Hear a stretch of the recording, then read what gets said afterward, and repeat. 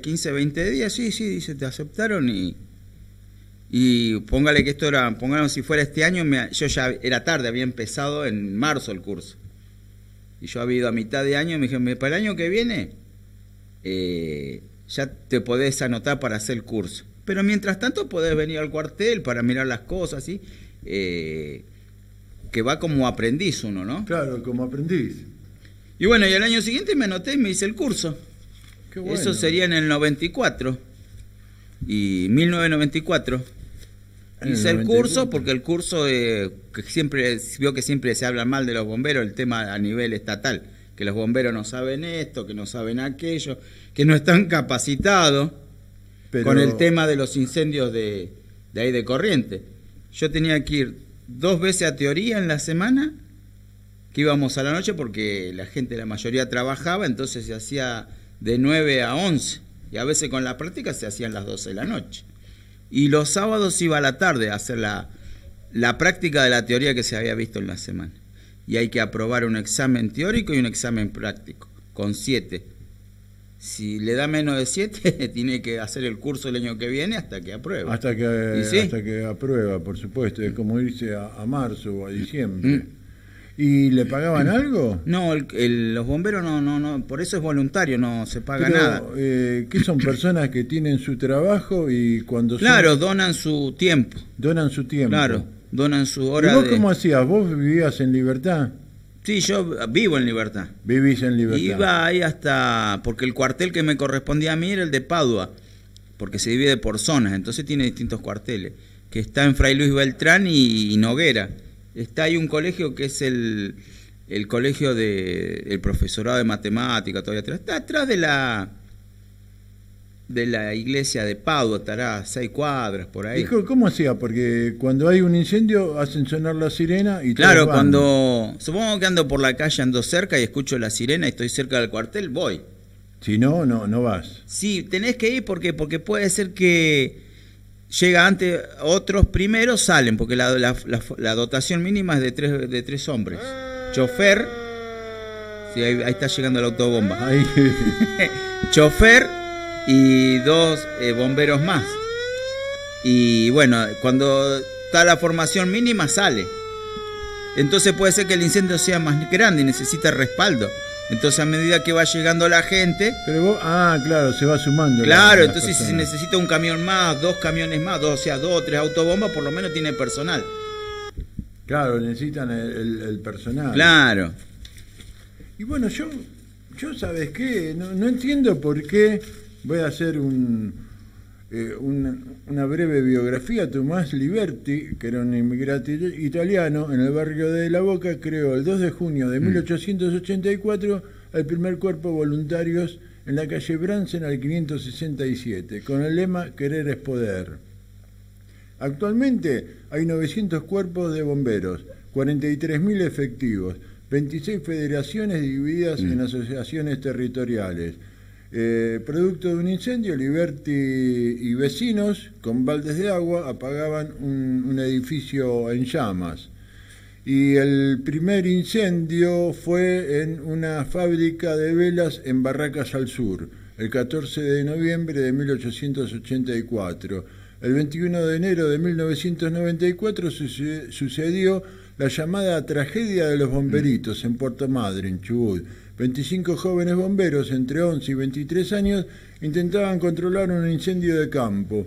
Un viento avivó el fuego, armando un círculo de llamas que los atrapó y al día siguiente fueron a buscarlos y los encontraron todos muertos. El 11/9 de 2001 en Estados Unidos, un bombero argentino y otros compañeros fueron a ayudar en el incendio, en la tragedia. Sí. Y murieron al derrumbarse todo el edificio. A ver, ¿dónde estás? Acá está. Se llamaba Sergio Villanueva, su destino fue fatal, él y sus compañeros fallecieron cuando la torre se desplomó. Ahora, pasaron... A ver, la fecha es... 2 de junio de 1884. Pasaron más de 139 años. 139 años. En 139 años la política argentina no profesionalizó a los bomberos. Una vergüenza, porque en el mundo, en Norteamérica son todos bueno, acá profesionales. nomás cruzando la cordillera, en Chile son profesionales. Son todos profesionales. Cuando yo hice el curso y que cobran $2.500 por mes. Claro, por supuesto. En Estados sí. Unidos también, el que ingresa raso, $2.500 por mes. Escuchame, vos vas a una guerra y te matan una bala. Vos sos un bombero. Sí, te pega el fuego. Te pega el fuego, te quema la cara, morís carbonizado como los chicos. Y ahora yo le voy a tomar un examen. Y pienso, planeros cobran su sueldo. Yo lo veo muy bien, perfecto. Soldados de Malvinas cobran, bueno, su haber, su sueldo, su ayuda. Porque ahora ya no les alcanza más. Espere. No importa lo que alcance o no. Los planeros cobran su dinero.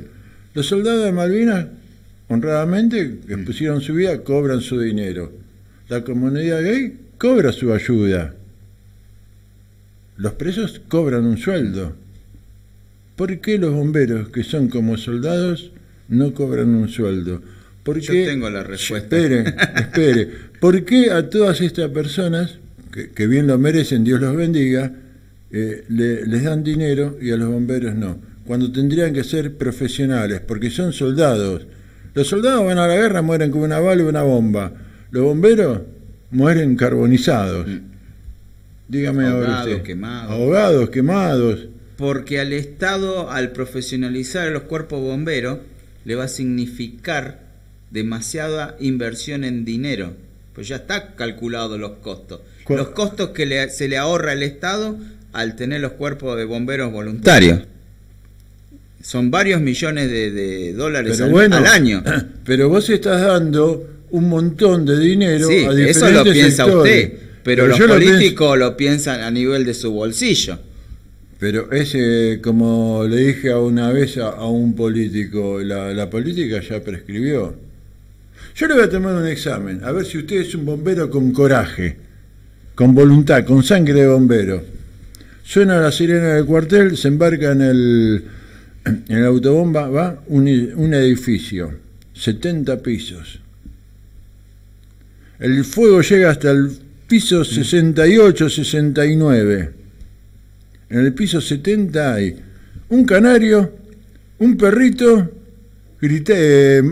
ladrando para que lo salven y un gatito maullando para que lo salven. ¿Usted sube? Y si hubiera estado Scarlett Johansson, sí. Bueno, y los drones, ¿qué función? Eso es una nueva tecnología, que ahora hay drones bomberos, sí.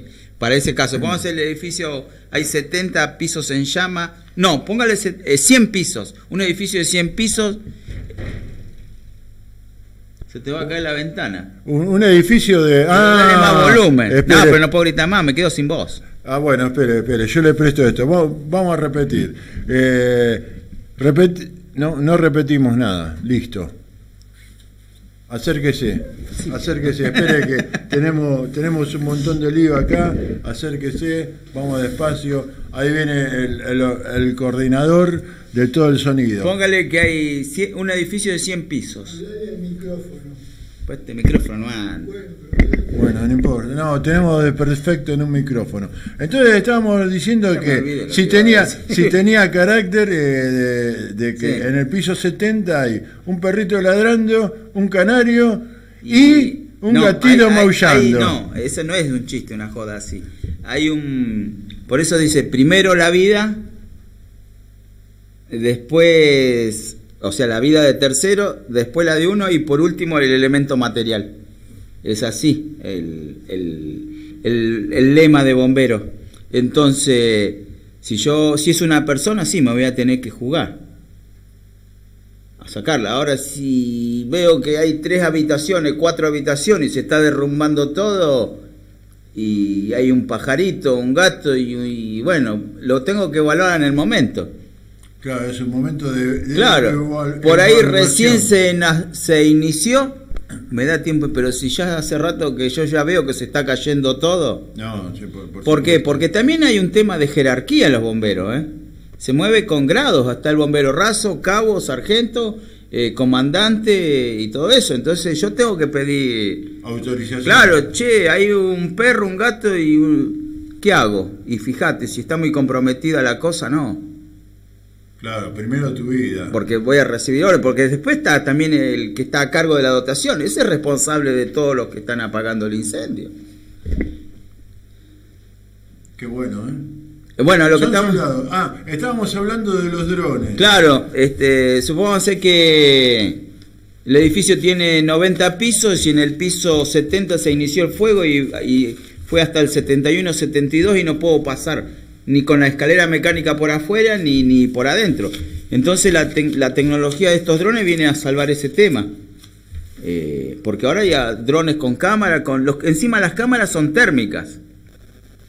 Claro, cargados con agua, claro, porque según el valor térmico ellos se están dando cuenta, porque puede estar el incendio atrás de esa pared, pero yo no veo la llama, pero por el calor que se está disipando yo sé que el fuego está ahí atrás. Ahora, ¿no hay drones de carga? Porque son los drones son muy técnicos, ¿no? En el sentido de que son chicos, que deben ser como esta mesa que está acá, pero no son drones como para cargar gente. Suponete que en el piso... Lo que pasa es que todavía están en experimentación esos drones para la carga. Bueno, hace poco leí que había drones tipo una bicicleta, pero todavía están en experimentación por el tema de que, como son todo eléctrico, falla un circuito, una turbina que deja de funcionar.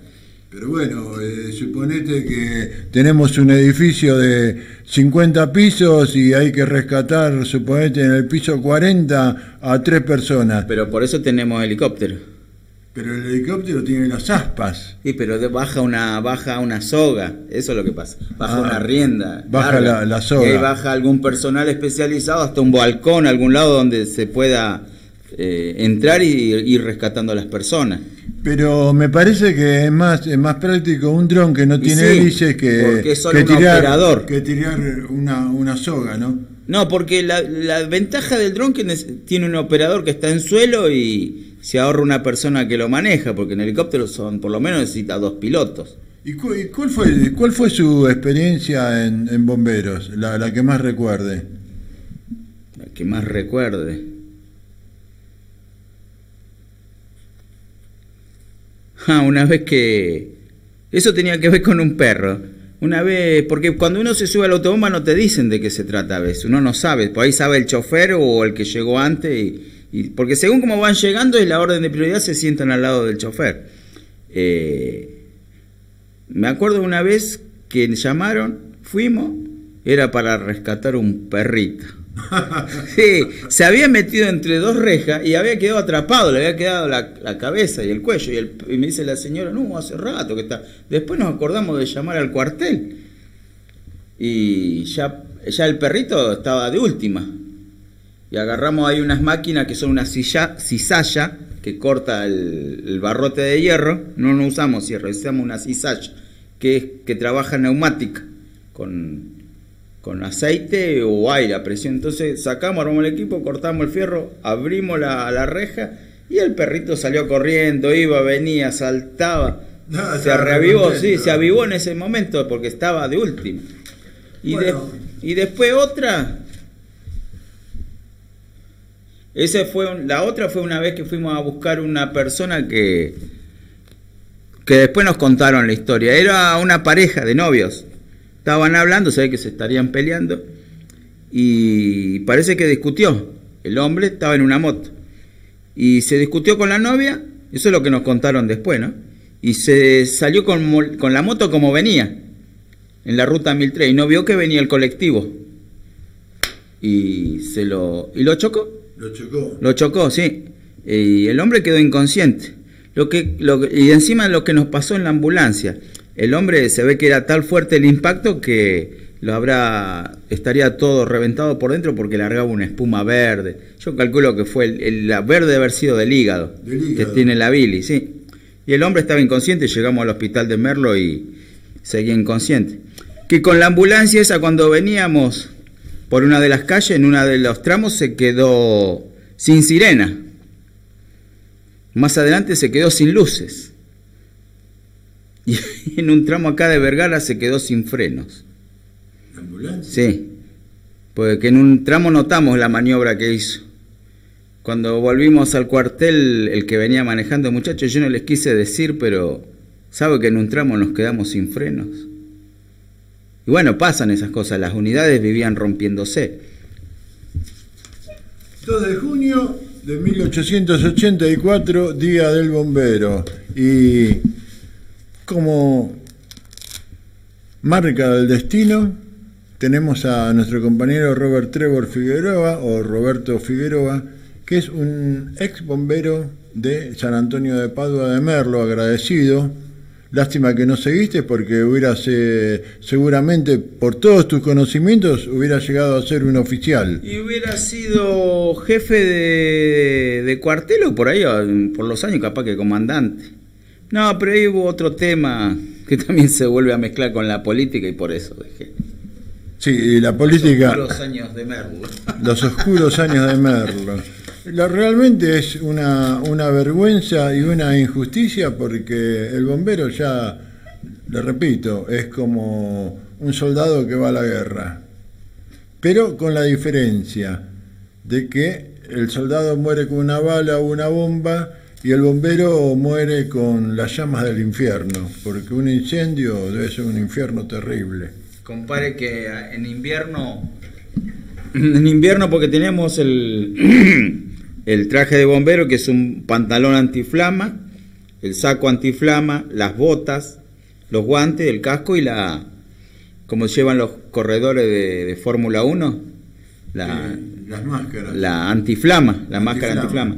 Y yo a veces me dejaba nada más que un pantalón corto y una camiseta, y después me ponía todo el equipo de incendio. En invierno, cuando me volvía al cuartel, me sacaba el equipo, estaba todo transpirado. Así que compare el calor que...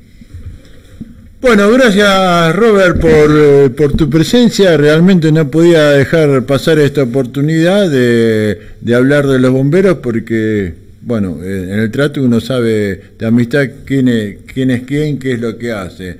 Y sos un referente de los bomberos de Merlo, los grandes soldados. ¿Qué?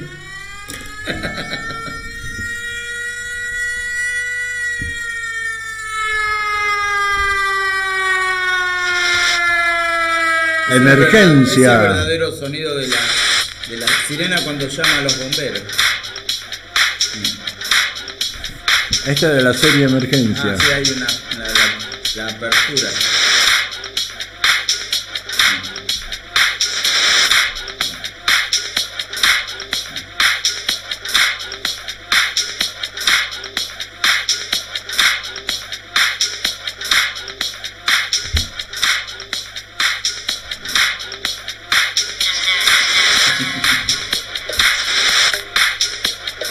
Qué lindas series que eran, ¿eh? Linda serie, sí.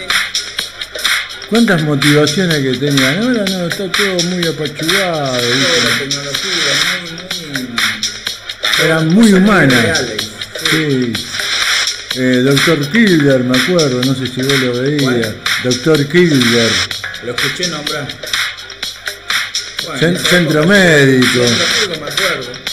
Veía Chip. Sí, Chip también.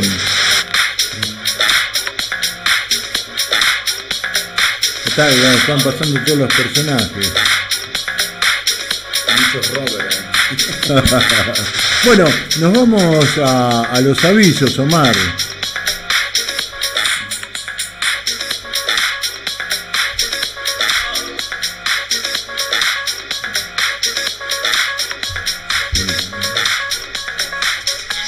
Los colores de tu hogar. Vení a Pinturerías Fiorentino. Brindamos asesoramiento y presupuestos personalizados para embellecer tu casa o comercio. Aceptamos tarjetas de crédito y débito. Pinturerías Fiorentino.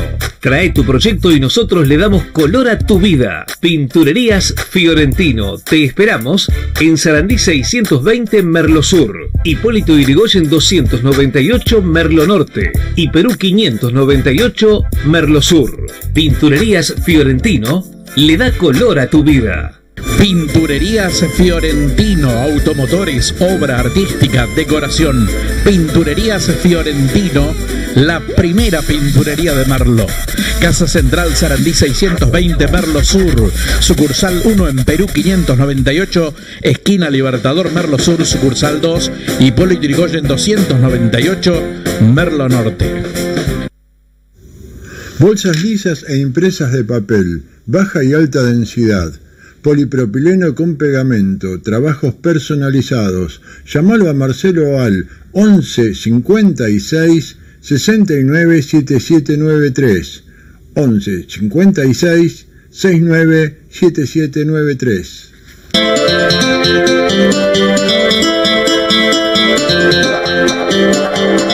Jorge Castronovo, asesor de seguros. Autos, casas, integrales de comercios. Jujuy 561 Merlo. Teléfono 0220 483 1263. Jorge Castronovo, asesor de seguros.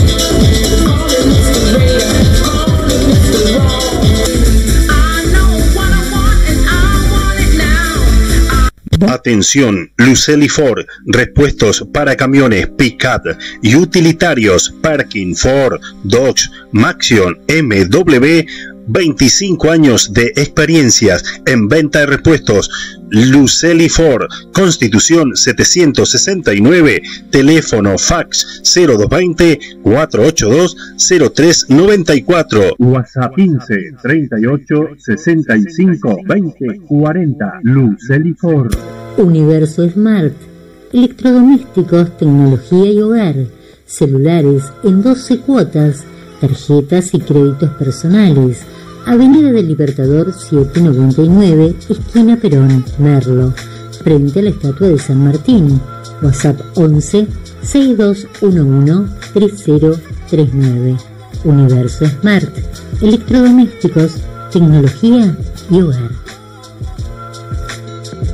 Merlo Bulones, Avenida Presidente Perón 26297, esquina Pavón, Merlo Norte, frente a la Barrera de Córdoba. Herramientas especiales, eléctricas y neumáticas, herramientas para la construcción, la más alta en variedad de bulones, insumos para soldadura, carga de oxígeno en el acto. WhatsApp 11 61 02 31 69. Merlo Bulones. Veterinaria y semillería La Holandesa, desde 1954 y como desde hace ya 63 años, abre sus puertas en Merlo, ahora en su nueva dirección, Maipú 744, Merlo Centro. Pedidos al 0220 482 5310. Fábrica de toldos La Moderna. Cortinas, tapicerías, cerramientos, cubrepiletas. Venta de artículos de camping. Cerramientos en PVC, deslizantes, brazos invisibles. Más de 30 años de trayectoria demuestran su compromiso. Solicite presupuesto y asesoramiento gratuito en Suipacha 751, Merlo. Teléfono 0220 482 1616 y en Francia 812 Luján. Teléfono 02 323 43 2767. También puede visitarlo en www.toldoslamoderna.com. Mecánica dental Nora Lencina. Arreglos en el acto, dientes fijos, cromos, prótesis, flexibles, acrílicos, limpieza de dientes, blanqueados, descuentos a jubilados y pensionados. WhatsApp 11 6871 1239. Mecánica dental Nora Lencina. Y sonría ya.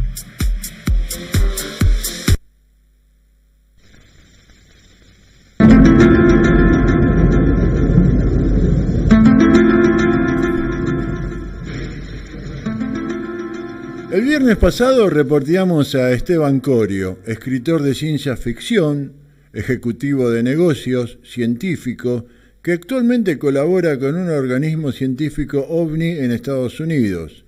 Su postura es de creer en la ciencia dura. Mientras yo le declaré que mi favorita es la ciencia psíquica. Dos posiciones antagónicas que bregan por imponerse. Una de perfiles de comprobación puramente científica, materialista, y la última de comprobación psíquica y analítica. La mía, es la que yo elijo. Asimismo, subrayó la necesidad del ocultamiento a una sociedad que está hecha con conceptos religiosos, científicos y de ordenamientos gubernamentales. Y destacó que otorgar una información tecnológica de mucha avanzada provocaría un desorden social muy importante y a nivel mental también, subrayó. Mi posición es que el mundo, la mía, es que el mundo ya dio un vuelco muy grande en lo que se refiere al consciente colectivo, que va interpretando con naturalidad los avances de la Internet, la inteligencia artificial, los viajes a la Luna, a Marte y los conocimientos astronómicos demostrados por los telescopios más avanzados, en especial el James Webb. El consciente colectivo ya acepta esta posición y sospecha la existencia de otros planetas con vida orgánica y por consiguiente comienza a dudar de su pensamiento antiguo a uno nuevo que guarda mucho de ciencia dura. La lógica. Y esta susurra al oído: ¿vida humana en otros planetas? Escuchemos este audio que vamos a pasar ahora, pero antes quiero aclarar que UNIFA, Unión de Investigadores de Fenómenos Aeroespaciales de la República Argentina, con su fundador, el ingeniero Adolfo Gandino Campo, aparte de ser un excelente ufólogo, expositor, es astrobiólogo, y él siempre dijo que el universo se formó con una misma semilla, con una sola semilla.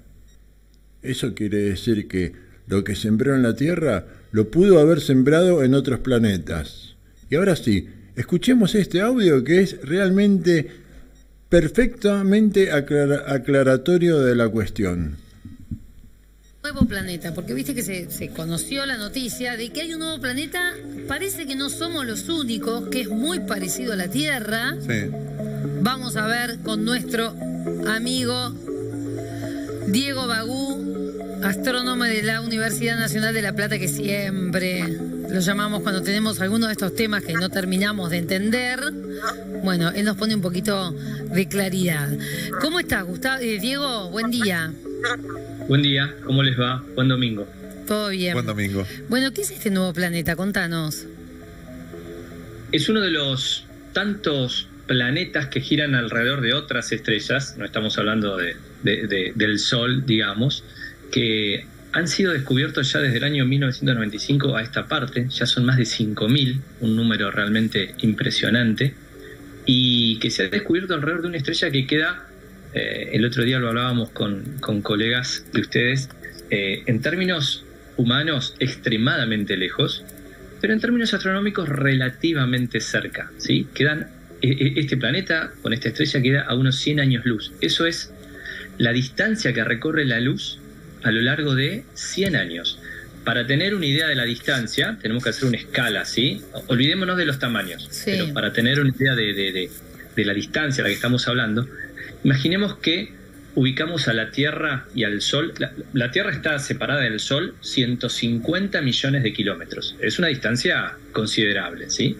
Imaginemos que esos 150 millones de kilómetros lo achicamos a 2 centímetros y los ubicamos a ambos, a la Tierra y al Sol, separadas 2 centímetros, en la ciudad de Buenos Aires. Este planeta estaría, si así fuese esa escala, este planeta estaría en Pekín, en China. Opa. Realmente, la distancia a escala humana, ya les digo, muy, muy grande. Esta estrella, que se llama TOI 700, un nombre raro, por lo pronto, TOI 700, ya le habían descubierto 3 planetas a esta estrella, y este fue el cuarto. TOI 700E es un trabajo que fue publicado hace muy poquitos días, allá por el 9-10 de enero. En realidad todavía no fue publicado, fue enviado y se aceptó a una revista internacional, un grupo de varios astrónomos de varios países, ¿Y cómo fue descubierto? Generalmente, para descubrir los planetas, tengamos en cuenta que los planetas son muy chiquitos respecto de lo que son las estrellas, ¿no? Y encima están muy lejos. Entonces, la luz de la estrella opacaría completamente al planeta y no podríamos observarlo de manera directa con un telescopio. No es que se apunta con un telescopio y se observa el planeta. Entonces, ¿cómo se lo detecta? Se lo detecta de manera indirecta, a partir de los efectos que el planeta provoca en la estrella. Claro. Y este fue descubierto con una técnica que es la más utilizada para descubrir planetas, que es la técnica de los tránsitos. Por más que el planeta sea pequeño, como los instrumentos son tan precisos de medición, uno puede llegar a observar la estrella, y si el planeta pasa por delante de la estrella, en la dirección en la que uno ve, obviamente va a opacar a la estrella, la va a eclipsar un poquito, mínimamente, pero la va a eclipsar. Entonces uno va a poder medir que la luz que emite la estrella baja en un determinado momento y luego, ¿sí?, vuelve a brillar como antes. Si eso ocurre de manera periódica, significa que hay un fulano, un amigo que está girando alrededor de la estrella y cada tanto pasa por delante y opaca un poquito la luz. Por eso esta técnica se llama de tránsito. Y así fue descubierto este planeta TOI 700, que se le asigna una letra. Cuando los planetas son descubiertos alrededor de estrellas, al primero que se lo descubre se le pone el nombre de la estrella, seguido de la letra, el primero, seguido de la letra B larga, el del abecedario. Luego viene el C, el D, ya estaban descubiertos esos tres, este fue el cuarto. Por eso este planeta se llama TOI 700e. Diego, vos sabés que cuando aparecen este tipo de noticias, digo, la mayoría de la gente empieza a pensar, bueno, imagina que en algún lugar de una galaxia muy lejana hay un planeta exactamente igual al nuestro. Pero digo, lo que vos contando es que hay un esquema de posibilidades, ¿no? De una órbita alrededor de una estrella similar, pero no sabemos cuál es la característica, no sabemos si tiene agua, no sabemos cómo está formado ese planeta, o sí lo sabemos. Mirá, ese esquema que vos estás comentando es justamente de lo más espectacular y más interesante que hoy en día está ocurriendo en la astronomía. De hecho, yo creo que el descubrimiento de exoplanetas debe ser una de las dos ramas de la astronomía que más va a crecer y que más impacto van a tener. ¿Por qué? Porque fíjense que nosotros estamos hablando, ni siquiera estamos hablando de otra galaxia. Estamos hablando de nuestra galaxia, de la Vía Láctea. Nuestra galaxia, la Vía Láctea, es un conjunto enorme de estrellas. Más o menos, hoy en día se tiene un cálculo estimativo, es difícil tener un cálculo preciso, un cálculo estimativo de 200.000 millones de estrellas, solamente en nuestra galaxia, ¿eh? Y galaxias en el universo hay miles de millones. Quedémonos solamente con nuestra galaxia, 200.000 millones de estrellas.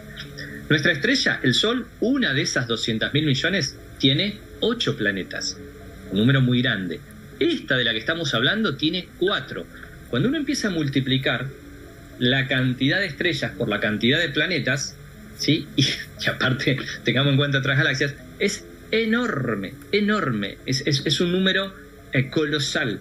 Que nos está diciendo la matemática respecto a la cantidad de planetas que tiene que haber. Entonces ahí empieza a jugar lo que bien vos comentabas respecto de la variedad de planetas que hay. ¿No habrá uno similar a este? Bueno, este planeta en particular fue noticia porque, haciendo una combinación de distintos resultados que se van obteniendo, resulta que este planeta no solamente tiene aproximadamente el tamaño del nuestro, sino que además es rocoso. Uno tiene planetas rocosos, son los planetas en donde uno tiene, entre comillas, un piso. Si uno pudiese ir, podría pisar. La Tierra es un planeta rocoso. Y también tenemos planetas gaseosos. Y eso, Diego, ¿y eso cómo determinaron que era un planeta rocoso? Porque digo, por las distancias que vos estás manejando y esto que no se puede ver, ¿cómo determinan? Por supuesto que no hay una seguridad al 100%, pero se determina sabiendo cuál es el tipo de estrella. Se sabe cuál es la estrella. La estrella es una estrella mucho más pequeña que el Sol y con menos temperatura que el Sol. Se llama una enana roja. Y el planeta gira alrededor de esta estrella, midiendo cada cuánto cae esa luz que se mide. Gira cada 28 días. Eso significa que este planeta está cerquita de esta estrella y por lo tanto por más que sea una estrella pequeña, no podría ser un planeta gaseoso de acuerdo a los resultados que se tienen. Entonces, y por el tamaño en la caída de la luz, ¿cuánto lo opaca? Entonces es un tamaño pequeño, por lo tanto tiene que ser un planeta rocoso y se encuentra a una distancia, ¿sí?, de la estrella, que es lo que en astronomía denominamos la zona habitable. No significa que el planeta está habitable, ni mucho menos. Lo que significa es lo siguiente: si este planeta, estamos hablando en un potencial, si este planeta tuviese agua, este planeta está a una distancia de la estrella, ni muy cerca, que haría que ese agua estaría evaporada, ni tampoco muy lejos, que haría que ese agua estuviese congelada en forma de hielo. Está a una distancia que, repito, potencial, en caso de tener agua, ese agua estaría en estado líquido. Y el agua, en estado líquido, por cómo conocemos a la vida, la única que conocemos, la vida en la Tierra, es un elemento fundamental para la generación de vida y el mantenimiento de esa vida. Entonces, cada vez que hay una estrella con planetas, siempre los astrónomos le calculan lo que se llama la zona habitable. Entonces, como decían muy bien recién hace unos segundos, estamos hablando de un planeta rocoso del tamaño de la Tierra, que está en una zona que en caso de tener agua, el agua estaría en estado líquido, y uno piensa en la cantidad de planetas que hay solamente, repito, en nuestra galaxia. La pregunta es obvia. Debe ser raro, ¿sí?, que la pregunta sería, ¿habrá vida?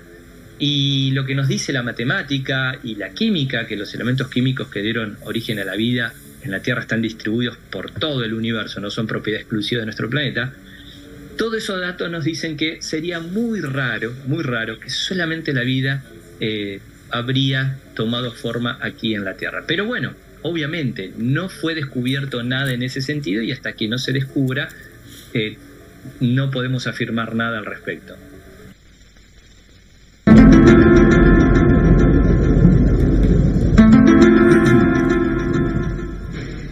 Y sí, no se puede afirmar nada al respecto. Es la ciencia dura que explicaba Esteban Corio, pero existe el razonamiento matemático, el razonamiento lógico. Uno ya empieza a sospechar que las cosas que nos enseñaron ya son muy antiguas. Lo que nos están diciendo se pone muy en duda. Recién Trevor me estaba mostrando, si querés comentarlo, Trevor, un anuncio de la NASA. Sí, que la NASA no sabe lo que está buscando y dice que no cree que existan los ovnis. Pero si tenemos los avances, por eso yo siempre insistí, para saber de ovnis o de vida de otros planetas hay que empezar a estudiar astronomía. Y en este momento la astronomía del 2023 no es la del 1950.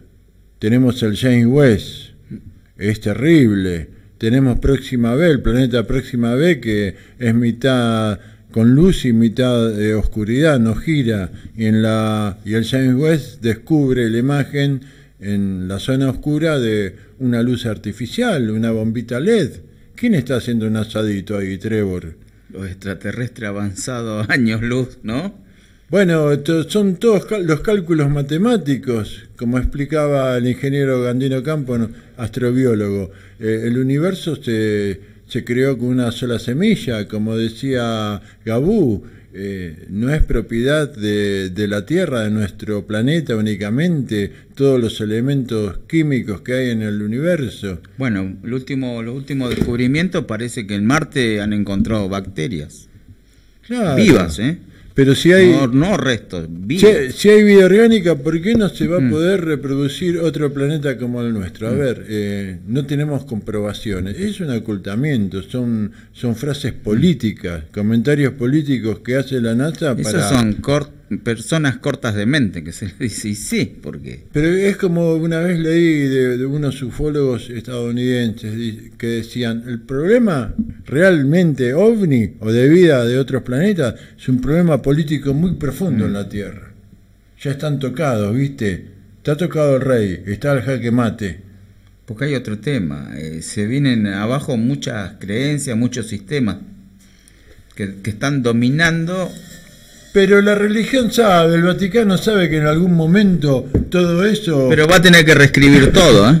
Yo te digo lo que son... Yo lo respeto a Esteban Corio en su opinión como científico, pero ya son muchos los avances tecnológicos como para decir, no, si mostramos una civilización de otro planeta la gente se va a volver loca. No, ya está en el consciente colectivo. Lo están esperando nada más, la gente está esperando. Claro, lo que está ya metido, enseñado. Ya la gente ya lo sabe, ya lo tiene asumido, que no estamos solos. Y aquellos que no lo aceptan porque por su credulidad ya lo tienen que empezar a sospechar. No le queda otra. Es como que sospeche de una persona que te habla y lo empezás a mirar de costado y dice, no, este es un mentiroso.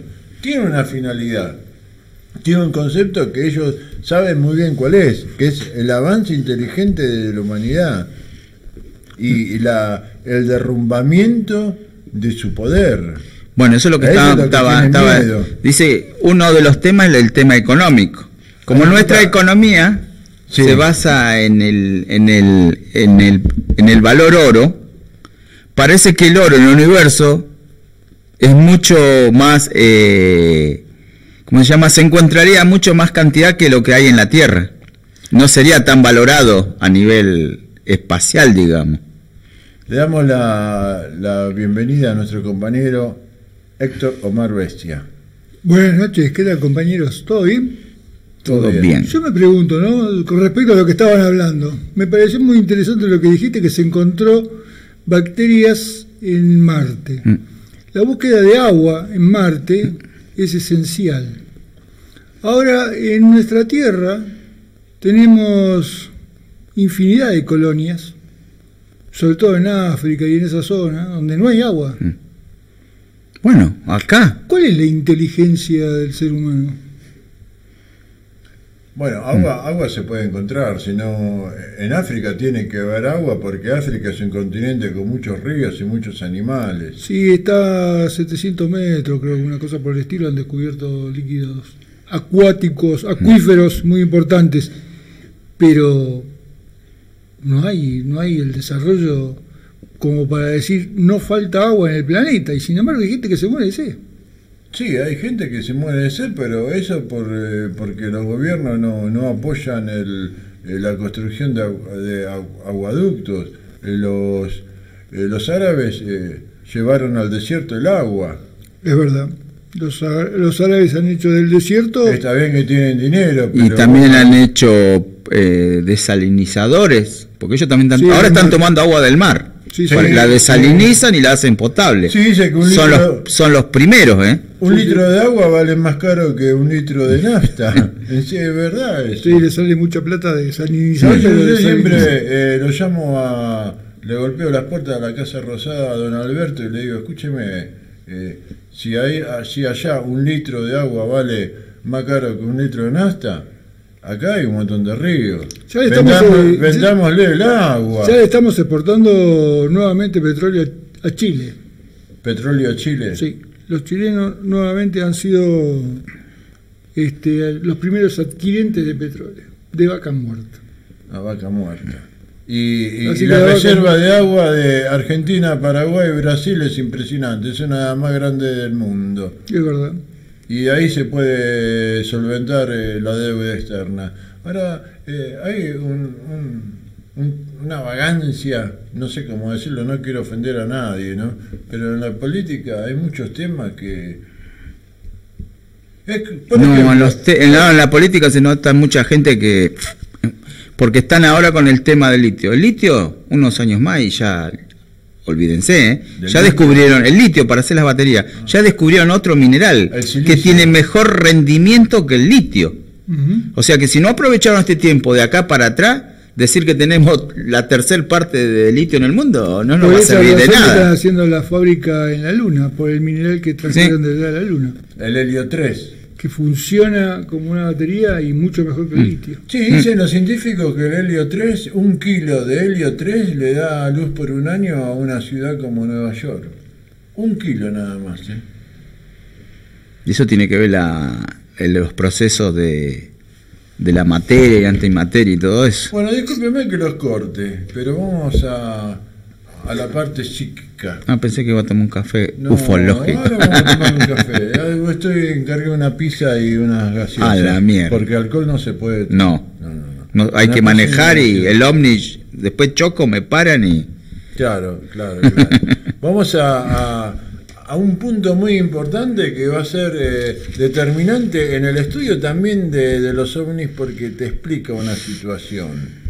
El misterio de la psique, o de la psiquis, que nos ayudará a entender de los fenómenos paranormales que muchas veces nos afectan. Un excelente audio, pero de un nivel científico impresionante. Tengan paciencia, está dividido en 2 partes, pero se van a quedar muy contentos con lo que van a aprender.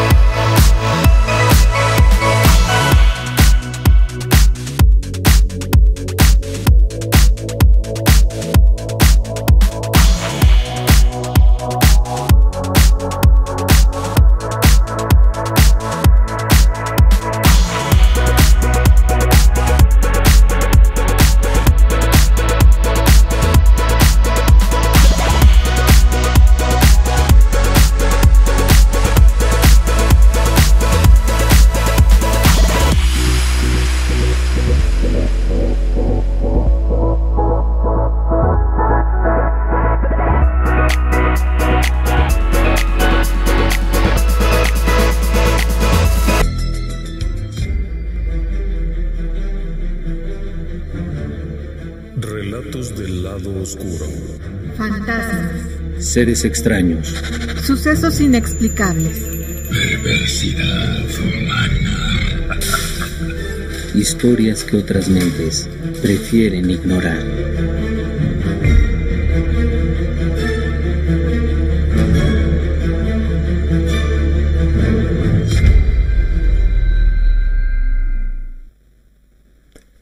Buenas noches. Bienvenidos y bienvenidas. Esta noche, permítame que comience contándoles una historia, un relato, llevándoles atrás en el tiempo. 1920. Ha concluido la Primera Guerra Mundial y en Europa se respiran aires de prosperidad, por lo menos para algunos, para otros no, pero bueno, por lo menos no hay guerra. Así que muchos de estos lugares hacen eventos, conferencias, pláticas, y Londres, la capital de Inglaterra, es uno de esos lugares. Aquel caluroso verano de 1920, una de las universidades principales de la capital inglesa ha organizado varios ciclos de conferencias con prestigiosos catedráticos de muchas universidades. Uno de esos catedráticos es un caballero de unos 45 años. Distinguido, callado, muy dado a sus propios temas, suele viajar acompañado de una valija llena de libros y asiste a sus conferencias. La única condición que ha pedido es que, llegado el fin de semana, se le asigne un lugar tranquilo y apartado, donde pueda descansar, donde pueda comer bien, donde pueda dedicar tiempo a leer, a preparar sus temas, a responder correspondencias, donde no esté en la gran ciudad. El resto del tiempo permanecerá en Londres alojado en una vivienda dentro de la mancha urbana. Por supuesto que sí, claro que sí, con todo gusto, ¿cómo no? Vamos a hacerlo, excepto que hay un problema. Es el verano. Y durante el verano conseguir una casa en la campiña es todo un lío. El anfitrión de aquel hombre tiene que pasar las de Caín y Abel, porque cuando llega a un lugar resulta que ya está ocupado, ya está programado, ya está agendado, no hay quien atienda, no hay quien... vamos. Hasta que de pronto llega a un lugar un poco en las afueras, que se llama Buckinghamshire. Es un sitio muy bonito. Está rodeado de árboles, hay un arroyo por ahí, y esta es una vieja granja. No es que sea una granja en el sentido de que sea una casita, no, de hecho es una casa muy grande. Cuando el anfitrión aquel llega, se encuentra con que es una residencia en todo el sentido de la palabra, 2 alas, alto ático, 2 pisos, un jardín bellísimo. Y aparte tiene un invernadero de cristal. Vamos, esta era una propiedad que era el sueño de cualquiera que quisiera vivir apartado. Tiene todo lo que se necesita. El anfitrión se ha encargado de conseguir también una cocinera y una empleada de limpieza que ayudará a mantener aquello. Aquel caballero distinguido del que le he hablado va a ocupar la habitación principal de esta casa. Y va a estar ahí el viernes en la noche, sábado en la noche, domingo en la noche, para regresar a Londres temprano el lunes y poder asistir a las pláticas. 5 fines de semana. Muy bien, todo acordado. ¿Cuánto es el precio? ¡Qué ganga! Resulta que el precio era muy bajo, inusualmente bajo. Aún para la campiña esto era demasiado bajo, y era poco común que hubiera algo así. Por lo que se alegran todos, obviamente. Y bueno, el hecho es que llega el primer fin de semana y el distinguido huésped, aquel caballero de 45 años que había dado una plática, llega por la tarde. Se presenta con la empleada que va a preparar la cena, con la empleada de limpieza, todo está en perfecto orden. Se sorprende de lo bonito que es este lugar y de lo agradable que son los espacios. Cuando le llevan a su habitación donde va a dormir, ¡ojo! Es tan grande, ocupa mitad de la casa realmente. Y en sí es un sitio tan tranquilo. Afuera se respira ese aire de campo. Son tardes cálidas de verano y hay el olor a flores, el olor a vegetación. Es muy bonito el lugar. Rápidamente acomoda sus cosas, prepara algunos libros de lo que va a leer durante el fin de semana, saca la correspondencia que se le ha acumulado, abre las ventanas para que entre el aire, la luz y todo marcha perfectamente. La servidumbre se despide poco antes del anochecer. Él se queda tranquilo, quedándose para sí toda la casa. Por supuesto, le han dejado preparado té, le han dejado por ahí algunas cosillas para la cena extra, cualquier cosilla que se ofrezca está todo preparado. Llegadas las 11 de la noche, sube a su habitación y se tumba a dormir y todo mundo tranquilo. Es una noche estupenda, un sueño reparador como no había tenido en mucho tiempo y además aquel vientecillo fresco que entra por las amplias ventanas, inundando todo de aquel aroma a flores tan grato. Vamos. Amanece como si tuviera 20 años, es decir, completamente repuesto. Durante el día, trabaja en sus anotaciones, en sus textos, en sus libros. A la hora de la comida, toma la comida, una comida sumamente nutritiva y bien preparada. Por la tarde continúa con sus trabajos, prepara todo aquello, sube a ver el paisaje, sale al jardín, entra al invernadero aquel de cristal que es una delicia. Regresa, trabaja. Cerca de las 11 de la noche el personal ya se ha ido.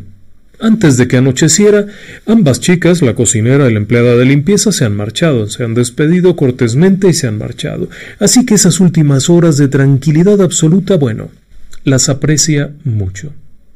Cuando dan más o menos las 11 de la noche nuevamente, abre las ventanas de la habitación para que refresque porque hacía calor, se pone la ropa de noche y se acuesta en aquella amplísima y cómoda cama.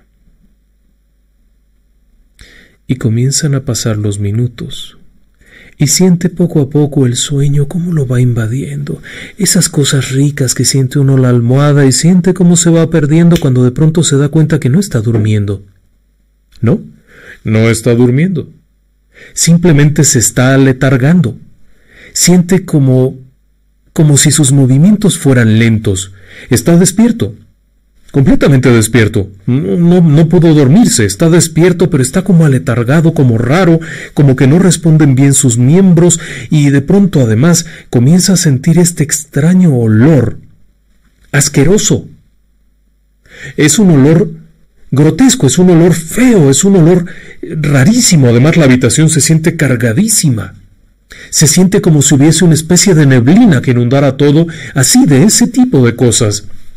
El olor es muy feo. Pero conforme van pasando los minutos, aquello del olor no es el único problema, porque también empieza a oír como si hubiera algo que se arrastra, como si se arrastrara contra las paredes, haciendo alguna especie de ruido. Él está consciente que está despierto. De hecho, se levanta para revisar qué es lo que está ocurriendo. Y el ambiente es agradable. En cuanto saca la cabeza por la ventana, afuera se respira otra atmósfera. Enciende una vela y recupera la calma. Pero cuando apaga la vela vuelve a sentir este extraño letargo. La noche transcurre de esa forma, él levantándose de forma rara hacia la ventana, sintiendo el aire fresco afuera, sintiendo que todo está bien, pero en cuanto vuelve a entrar a la habitación siente aquello, siente estas sensaciones raras, el olor. No viene de afuera, no se confunda, no es que haya por ahí algún caño o algo, no. Porque en cuanto saca la cabeza por la ventana afuera el olor es el olor de campo agradable, pero en cuanto entra a la habitación vuelve a reinar aquel olor. Cerca de las 6 de la mañana, poco antes del amanecer, queda profundamente dormido, de tal forma que a las 9 o 9:30, cuando se levanta, la chica de la cocina ya ha llegado y ha preparado la comida, bueno, el desayuno, la chica de la limpieza sacude por aquí, sacude por allá, buenos días, bueno. Un rato después llega su anfitrión. El hombre aquel que rentó la casa, ¿sabe? Que le saluda festivamente y se sientan a platicar un rato. Pero cuando este caballero le comenta la experiencia de la noche anterior, aquel sujeto que por cierto es un gran maestro en una universidad prestigiosa y un hombre racional, se ríe y le dice: hombre, mi estimado amigo, beba usted una botella de cerveza y con eso se resuelve el problema. Punto a su favor. Seguramente fue el cansancio del viaje y de todo lo que hemos pasado. Descanse usted. Aquel hombre, sin embargo, está seguro de dos cosas. Primero, que lo que sintió fue real. No estaba durmiendo. Se levantó varias veces. Prueba de ello es que la vela había sido encendida. Los cerillos con los que encendió la vela no estaban en el mismo lugar. De hecho, sus cosas no estaban en el mismo lugar porque había hecho movimientos de objetos y había caminado. Era obvio que no estaba despierto, no estaba dormido. Total, a lo largo del día, nuevamente ocupaciones, esto y aquello. 7, 6:30 de la tarde, la cocinera y la chica se despiden y se marchan. Él continúa con sus tareas y sus cosas, contestando alguna correspondencia, dadas las 11 de la noche, y como es su costumbre, regresa a la habitación, se pone la ropa de noche y se vuelve a acostar. Pega la carita contra la almohada y acto seguido comienza a sentir de nueva cuenta aquel letargo, como que está lento, como que no se puede mover con agilidad, pero no está dormido. Y unos instantes después vuelve a reinar aquel olor desagradable que por momentos tiene un toque que le es familiar, pero no puede decir de qué se trata, porque es un olor desagradable, pero le es familiar. Y de pronto, además de esos dos factores extraños, comienza a haber un tercer factor.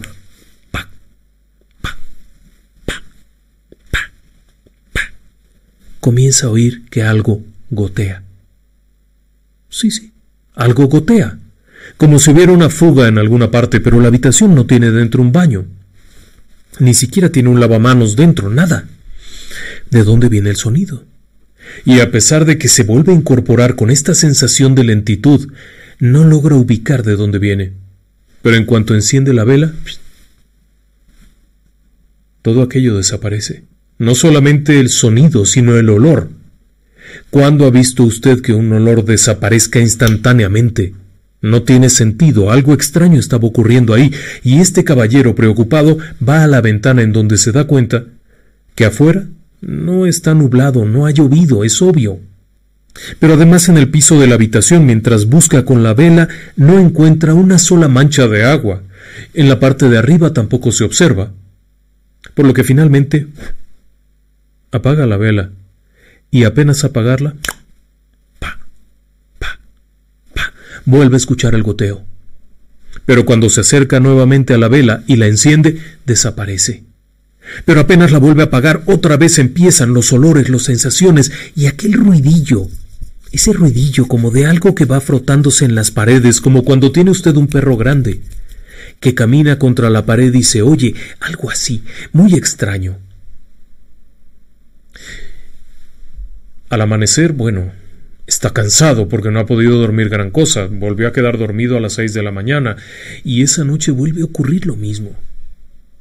Cuando el lunes regresa a Londres, lo comenta con aquel sujeto, el anfitrión, que se ríe y le dice que todo eso está aquí arriba, que eso no es cierto, que esas cosas no pasan, por amor de Dios. La semana transcurre en Londres de forma muy agitada. Muchas actividades sucesivas, mucho trabajo, casi sin descanso, apenas dormir unas pocas horas y otra vez, y finalmente el viernes desaparece y se vuelve a ir a la casa de campo. Es el segundo fin de semana que pasa allá. ¿Y sabe qué? Esa noche, la noche del viernes, apenas entrar a la habitación, apagar la vela, vuelven a estallar aquellos fenómenos, pero esta vez se acuerda de algo: el olor. El olor aquel que ha percibido, ese olor feo, desagradable que inunda la habitación saturándola, es un olor que le es familiar, lo recuerda, claro, sí.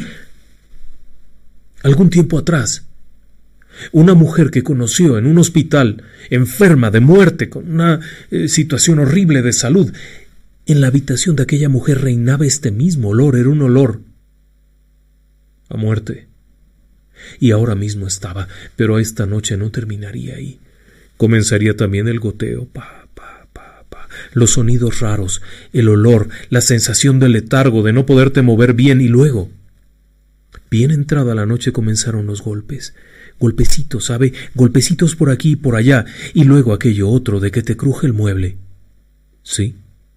De pronto, cuando se intenta incorporar un poco, nota que el mueble que está enfrente cruje, como si lo hubieran forzado, como si estuviera cargando algo pesado, pero apenas hace ese ruido detrás de él. Hay otro ruido, y luego un golpeteo, prende la vela. Y todo vuelve a la calma. Ese segundo fin de semana fue una locura. Todo esto se repitió durante la noche incesantemente, llevándolo a dormir a las 6 de la mañana realmente. Cuando le dice al anfitrión, el anfitrión no le cree nada. Es un hombre racional, perfectamente materialista, y no puede entender que una persona de tal preparación invente tales historias, pero esas noches han sido horribles. La cuarta noche también fue una locura. Cuando cambian de fin de semana, llega el tercer fin de semana, vuelve a repetirse esto. Cada vez lo mismo, pero cada vez hay otra cosa nueva. Por ejemplo, cuando empiezan a golpear contra las paredes. Es mitad de la noche, estás solo en la campiña inglesa, en una casa que no hay vecinos en muchos metros a la redonda, en donde no hay nadie cerca, no hay nada. Y de pronto te empiezan a pegar como locos contra las paredes, contra las ventanas, y todo empieza a vibrar, y de pronto oyes el goteo aquel incesante, prendes la vela y se apaga todo. Terminó pasando la noche ahí, con la vela prendida. Se apagaba la vela y bueno, a sufrir, pero ya tenía varias de repuesto, tuvo que pasar la noche prendiendo velas. Una verdadera locura. Ese tercer fin de semana fue lo mismo. Uno tras otro, eventos, cosas. El cuarto fin de semana no fue menos.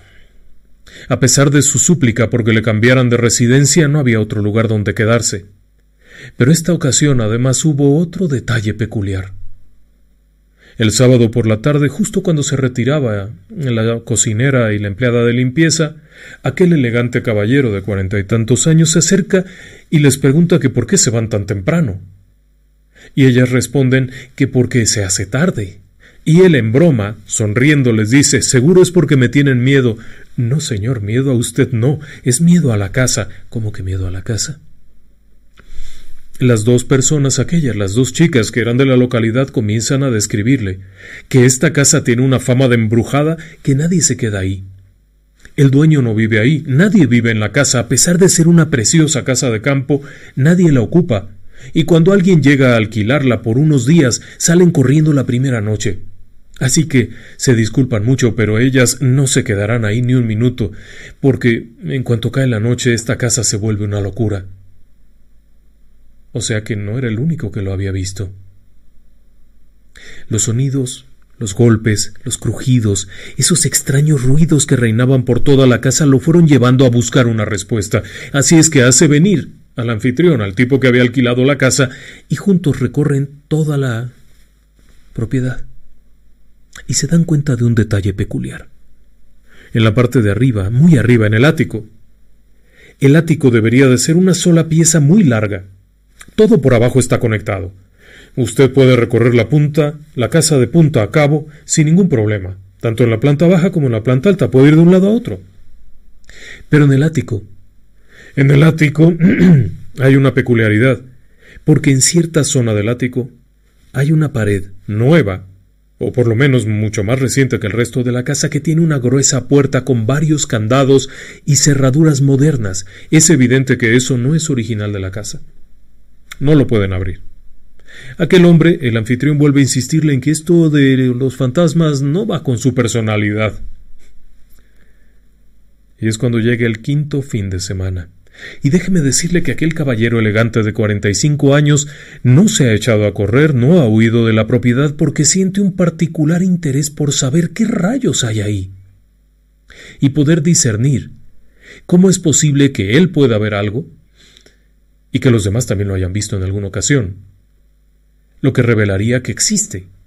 Si diversas personas pueden ver un mismo fenómeno, se descartaría por supuesto una alucinación, porque es el mismo fenómeno que diversas personas han visto. Si todos ellos coinciden en haber experimentado cosas extrañas dentro de esta propiedad, valdría la pena ver qué más hay. Y ese quinto fin de semana no sería la excepción. Todo comenzó igual. Ruidos, golpes, un sonido como de tormenta de pronto, como si hubiera entrado un tornado dentro de la casa. Prender la vela y se acaba. Así es que bueno, por esta ocasión prendo la vela, pero cuando se acaba la vela, empieza a quedarse dormido tan sabroso que decide no prenderla. Graso error, porque en ese momento, cuando se ha acabado la vela y el humillo aquel sale del pabilo, siente que alguien lo está viendo. Es la primera vez que siente eso, en una habitación oscura, apenas iluminada por lo que queda de otra vela que había puesto enfrente. Siente que alguien lo está viendo. Pero siente que ese alguien que lo está viendo desde el otro lado de la cama en la que él está acostado. Así es que rápidamente gira, mira hacia allá, y para su asombro hay una cara humana. Hay la cara de una mujer, pero no está completa. Es una mujer anciana y solamente es un fragmento de cara. El resto está destruido. No es que no se vea, es que está destruido, como pútrido, como arrancado, como si de pronto aquello se hubiera desgarrado. Es un cadáver, pero solo en la cabeza. Horrorizado brinca de la cama, corre y busca otra vela que enciende rápidamente. Y ya no hay nada. Todo está tranquilo. Decide pasar la noche en el sillón. Cuando al día siguiente llega el personal y lo encuentra en el sillón sentado, bueno, se disculpa por haberse quedado dormido ahí y pide que por favor lo cambien de habitación. Y sí, hay otra habitación y está lista. Y resulta que los 2 días siguientes que pasa en esa casa durmiendo en la otra habitación, duerme como angelito y no vuelve a escuchar un solo ruido ni ninguna cosa. Cuando está por despedirse, le dice a su anfitrión algo. Lo invita a que se quede una noche ahí, en esa casa, y que le diga qué pasa. Si es que no le da miedo. Por supuesto que el anfitrión aquel se había burlado, se había pitorreado, le había dicho cobarde, fantasioso, imaginativo, etcétera, etcétera. Así es que tenía derecho de réplica. ¿Por qué no te quedas en la casa? A ver, ¿qué opinas? Y aquel caballero, el hombre aquel, agarra sus maletas, sus cosas y se regresa a su tierra. 10 días después recibe una carta. Una carta en la que el anfitrión aquel le confiesa que no había podido pasar la noche en la casa, porque apenas llegar decidió no quedarse en la misma habitación, pequeña salvedad, sino en el invernadero, en donde pasaría la noche. Solo que todo el tiempo estuvo siendo asediado por alguien que caminaba alrededor del invernadero. Se oían las pisadas en la gravilla, se oía cómo golpeaban la puerta, pero no había nadie. Cuando salió a ver si había alguien en el andador de gravilla del invernadero, no había nadie. Decidió quitarse de ahí e irse a otro lugar de la casa, en donde los pasos lo fueron siguiendo, por lo que optó por simplemente abandonar el lugar y reconocer que aquel caballero elegante de 45 años tenía razón. Había algo más. Y usted, por supuesto, se preguntará quién era aquel caballero, aunque estoy absolutamente seguro de que ya lo sabe. Se trataba de Carl Gustav Jung. Sí. Y seguramente usted sabe mucho más que yo acerca de él. Jung es uno de los pilares de la psicología y probablemente también de la psiquiatría contemporánea. Me disculpo por no poder hablar de su obra. Yo no soy experto, no tengo preparación como para discutirla ni para comentar al respecto. Solo le puedo decir que fue contemporáneo de Sigmund Freud, el padre del psicoanálisis, y que en un cierto momento ambos tomaron caminos diferentes. Mientras que Sigmund Freud seguía empeñado en el psicoanálisis y en las cuestiones de carácter sexual y todo aquello, Jung se inclinó por el análisis de la psicología profunda, de los complejos, de las afectaciones, y todo este trabajo enorme lo llevó a ser doctor, y no solamente doctor de medicina, que eso ya lo era un doctor, un psicólogo y un psiquiatra, y uno de los hombres más destacados de su tiempo. Se codeaba con las grandes figuras de la ciencia del mundo. Uno de sus pacientes fue ni más ni menos que un premio Nobel, Pauli. Así es que ya se da una idea de quién era este hombre, que escribió además muchísimos textos, muchísimos libros, conferencias, artículos. Era un tipazo, tiene varios grados honoris causa por su trabajo. Este hombre era suizo y había hecho una carrera en la investigación de la psique humana. Así que no crea usted que era cualquier personaje por ahí.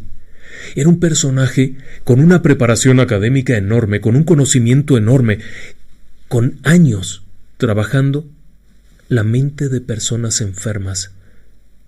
Y de pronto estaba en una casa embrujada y había tenido que pasar varias noches en vela porque los fantasmas de la casa no lo dejaban en paz.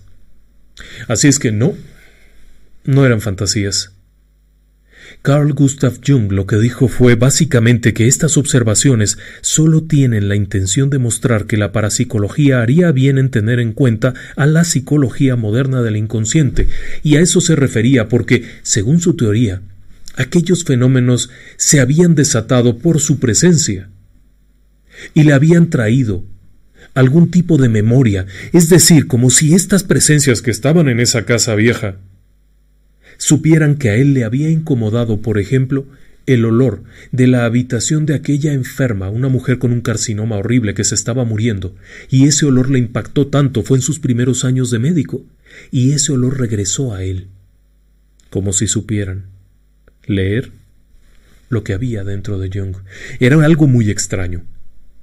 Pero este hombre, por supuesto, tenía muchas cosas que decir. Eso es un hecho.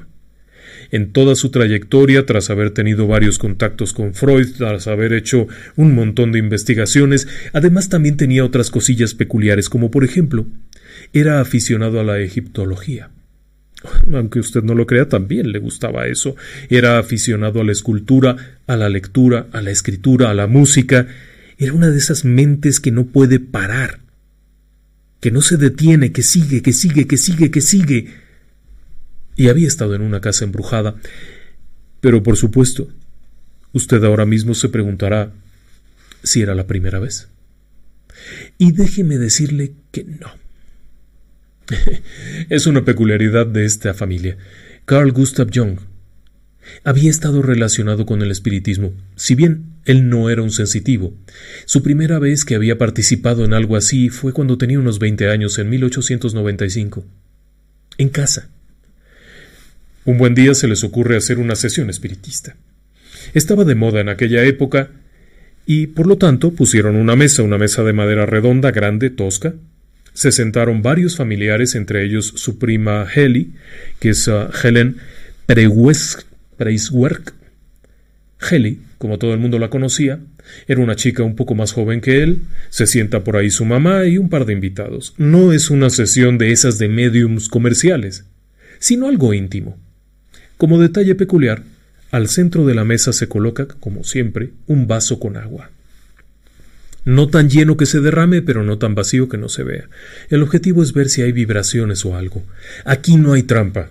No se trata de engañar a nadie. Es un asunto familiar, es un asunto legítimo. Están haciendo una prueba interna. Hel y todos ellos se colocan ahí, y es cuando Carl, que tiene 20 años, es un muchachón, acaba de entrar a la escuela de medicina, se sienta, pone las manitas y, de acuerdo con las instrucciones, apenas deben de tocarse las manos, cierran los ojos, respiramos tranquilamente, todos tranquilos, vamos respirando.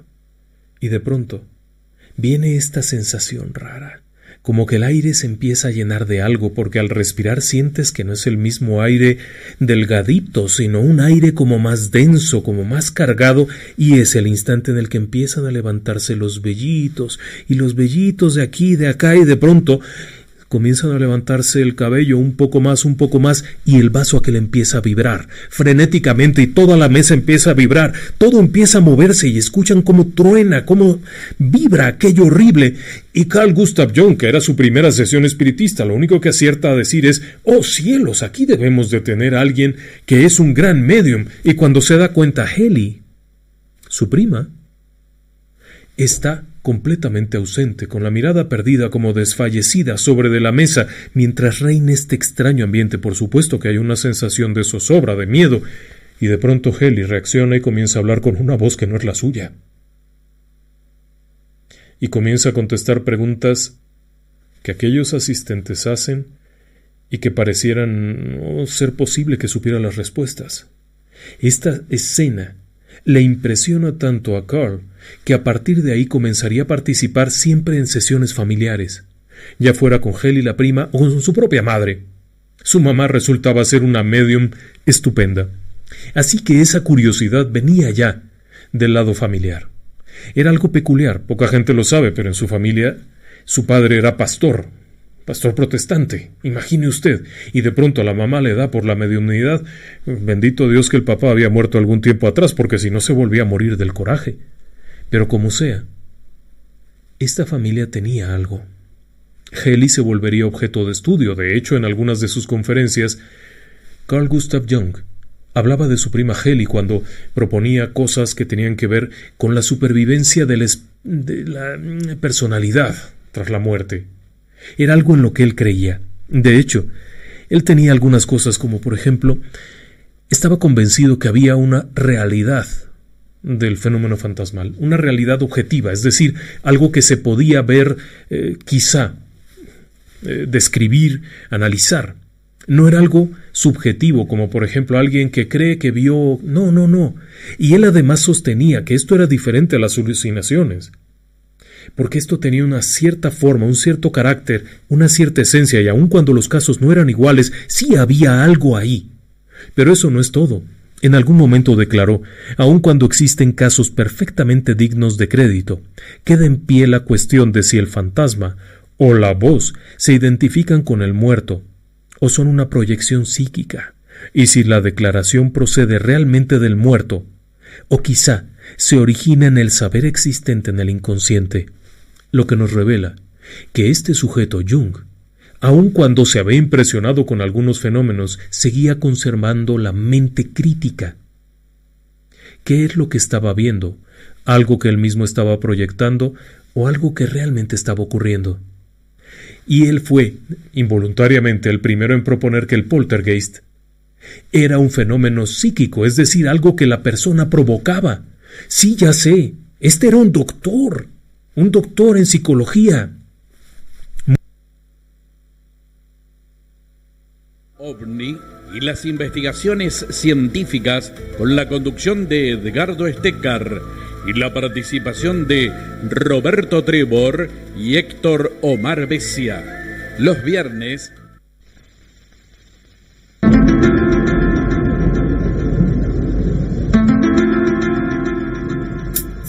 Renueva los colores de tu hogar. Vení a Pinturerías Fiorentino. Brindamos asesoramiento y presupuestos personalizados para embellecer tu casa o comercio. Aceptamos tarjetas de crédito y débito. Pinturerías Fiorentino. Trae tu proyecto y nosotros le damos color a tu vida. Pinturerías Fiorentino. Te esperamos en Sarandí 620 Merlo Sur, Hipólito Yrigoyen 298 Merlo Norte y Perú 598 Merlo Sur. Pinturerías Fiorentino le da color a tu vida. Pinturerías Fiorentino, automotores, obra artística, decoración. Pinturerías Fiorentino, la primera pinturería de Merlo. Casa Central Sarandí 620 Merlo Sur, sucursal 1 en Perú 598, esquina Libertador Merlo Sur, sucursal 2, Hipólito Yrigoyen 298 Merlo Norte. Bolsas lisas e impresas de papel, baja y alta densidad. polipropileno con pegamento, trabajos personalizados. Llámalo a Marcelo al 11 56 69 7793. 11 56 69 7793.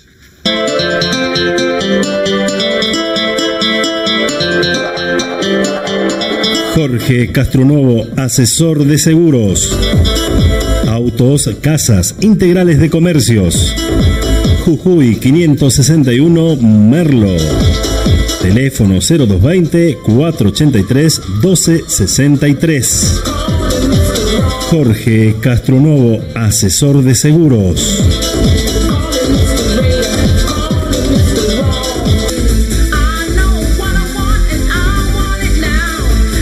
Atención, Lucely Ford, repuestos para camiones Pickup y utilitarios Parking Ford, Dodge, Maxion, MW, 25 años de experiencias en venta de repuestos. Lucely Ford, Constitución 769, teléfono fax 0220 482 0394. WhatsApp 15 38 65 20 40. Lucely Ford. Universo Smart. Electrodomésticos, tecnología y hogar. Celulares en 12 cuotas. Tarjetas y créditos personales.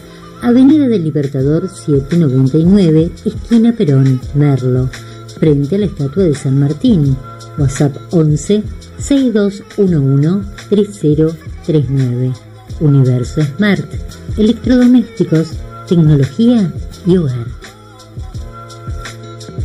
Merlo Bulones, Avenida Presidente Perón 26297, esquina Pavón, Merlo Norte, frente a la Barrera de Córdoba. Herramientas especiales, eléctricas y neumáticas, herramientas para la construcción, la más alta en variedad de bulones, insumos para soldadura, carga de oxígeno en el acto. WhatsApp 11 61 02 31 69. Merlo Bulones. Veterinaria y semillería La Holandesa, desde 1954 y como desde hace ya 63 años, abre sus puertas en Merlo, ahora en su nueva dirección, Maipú 744, Merlo Centro. Pedidos al 0220 482 5310. Mecánica dental Nora Lencina. Arreglos en el acto, dientes fijos, cromos, prótesis, flexibles, acrílicos, limpieza de dientes, blanqueados, descuentos a jubilados y pensionados. WhatsApp 11 6871 1239. Mecánica dental Nora Lencina.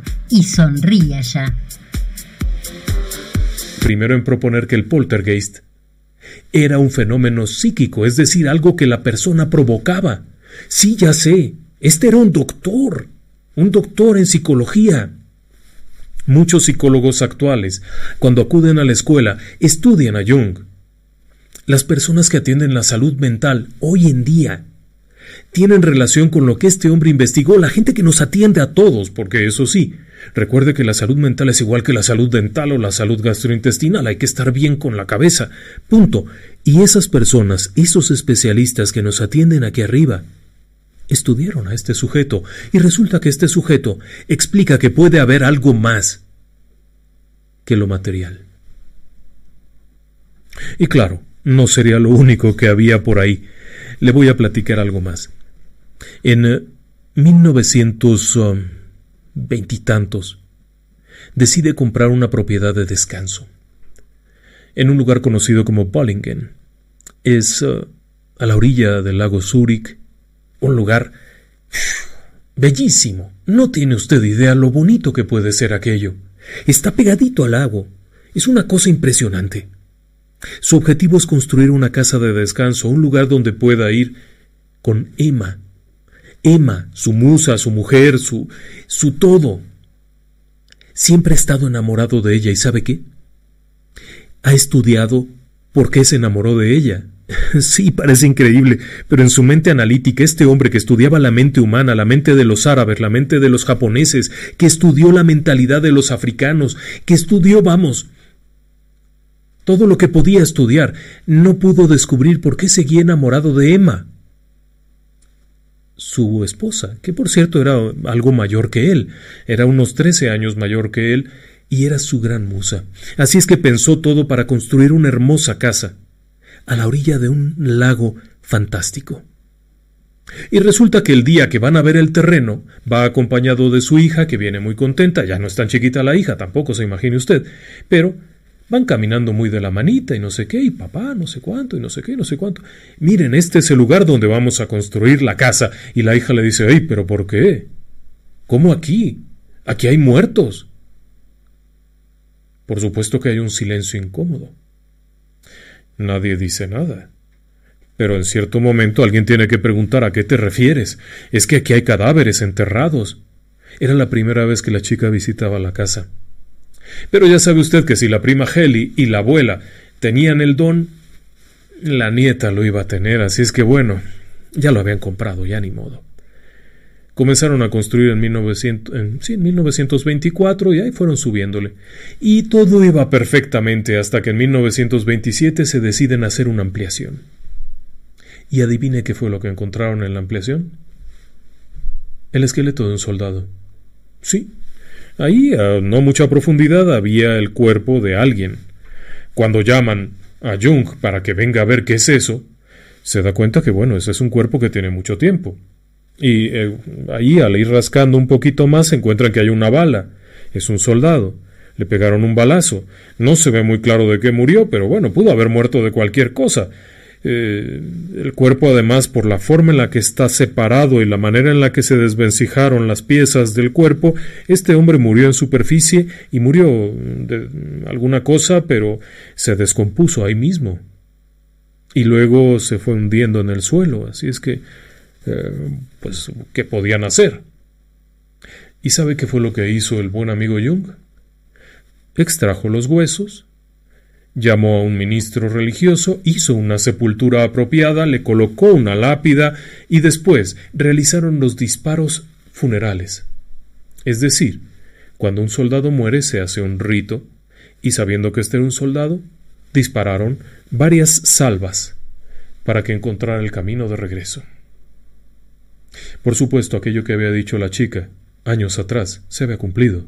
Ahí había muertos y cuando se pone a investigar un poco más de por qué habría ahí un muerto, se da cuenta que en 1799, poco antes del cambio de siglo, había habido un enfrentamiento entre franceses, suizos, alemanes y un montón de gente cerca de ahí.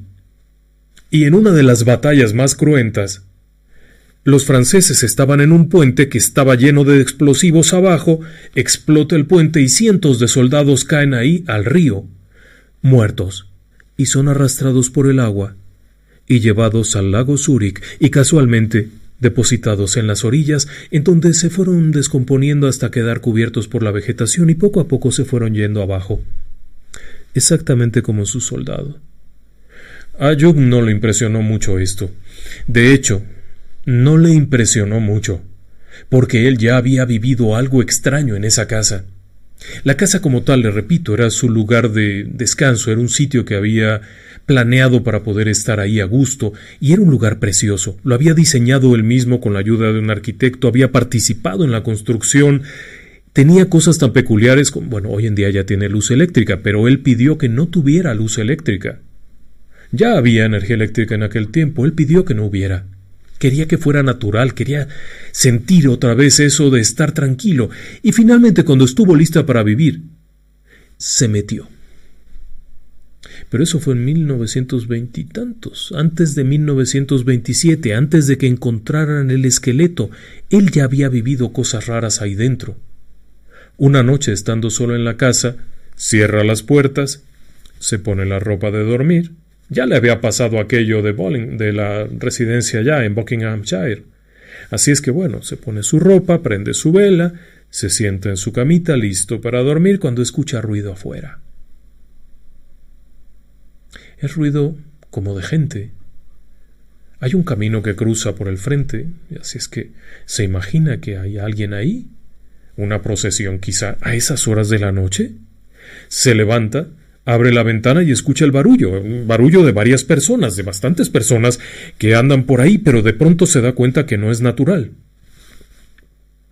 Y se da cuenta además de que estas personas, si es que son eso, están muy raras porque todo se ve muy oscuro, como con unas capas, como raro, y están por allá, pero están en la oscuridad, y de pronto se da cuenta que no solamente no hay todos los elementos para pensar que sean muchachos que van por ahí, sino que más bien es otra cosa, porque alcanza a ver a través de aquellas figuras, como si no fueran sólidas, y escucha el barullo y los murmullos, las risas, y los ve cómo van pasando, y por algún tiempo piensa, bueno, ¿qué es esto? ¿Duendes o qué cosa es esto? Porque lo está viendo, está despierto, no soñando, está despierto. El médico, el genio, el maestro, está viendo una procesión fantasmal por su ventana, como la Santa Compaña, como la procesión de los muertos en Atlisco, en México. Está viendo un grupo de personas que no existen físicamente desfilando. Allá le llamaban el ejército de Wotan, que es el equivalente a la Santa Compaña, una procesión de almas en pena. Algo así, está viéndolo. Cuando unos días después pregunta por aquí y por allá, pues todo el mundo sabía que eso pasaba ahí, y que tenía relación con los cientos de soldados franceses que habían muerto en 1799 y cuyos esqueletos estaban por ahí regados en todas partes, porque nadie les dio sepultura. El río los trajo, aquella zona no estaba habitada, se fueron acumulando en las orillas, se fueron pudriendo y se fueron hundiendo los huesos, y ahí estaban. Cuando en el 27 encuentra aquel soldado muerto ahí enterrado, pues no tiene mucho problema en justificar por qué aquella noche había tenido aquella extraña oportunidad de ver una procesión de muertos pasando frente a su casa. Y claro que eso tampoco sería lo único.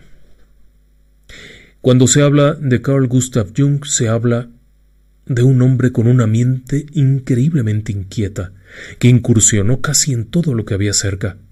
Le repito que realizaba safaris al África.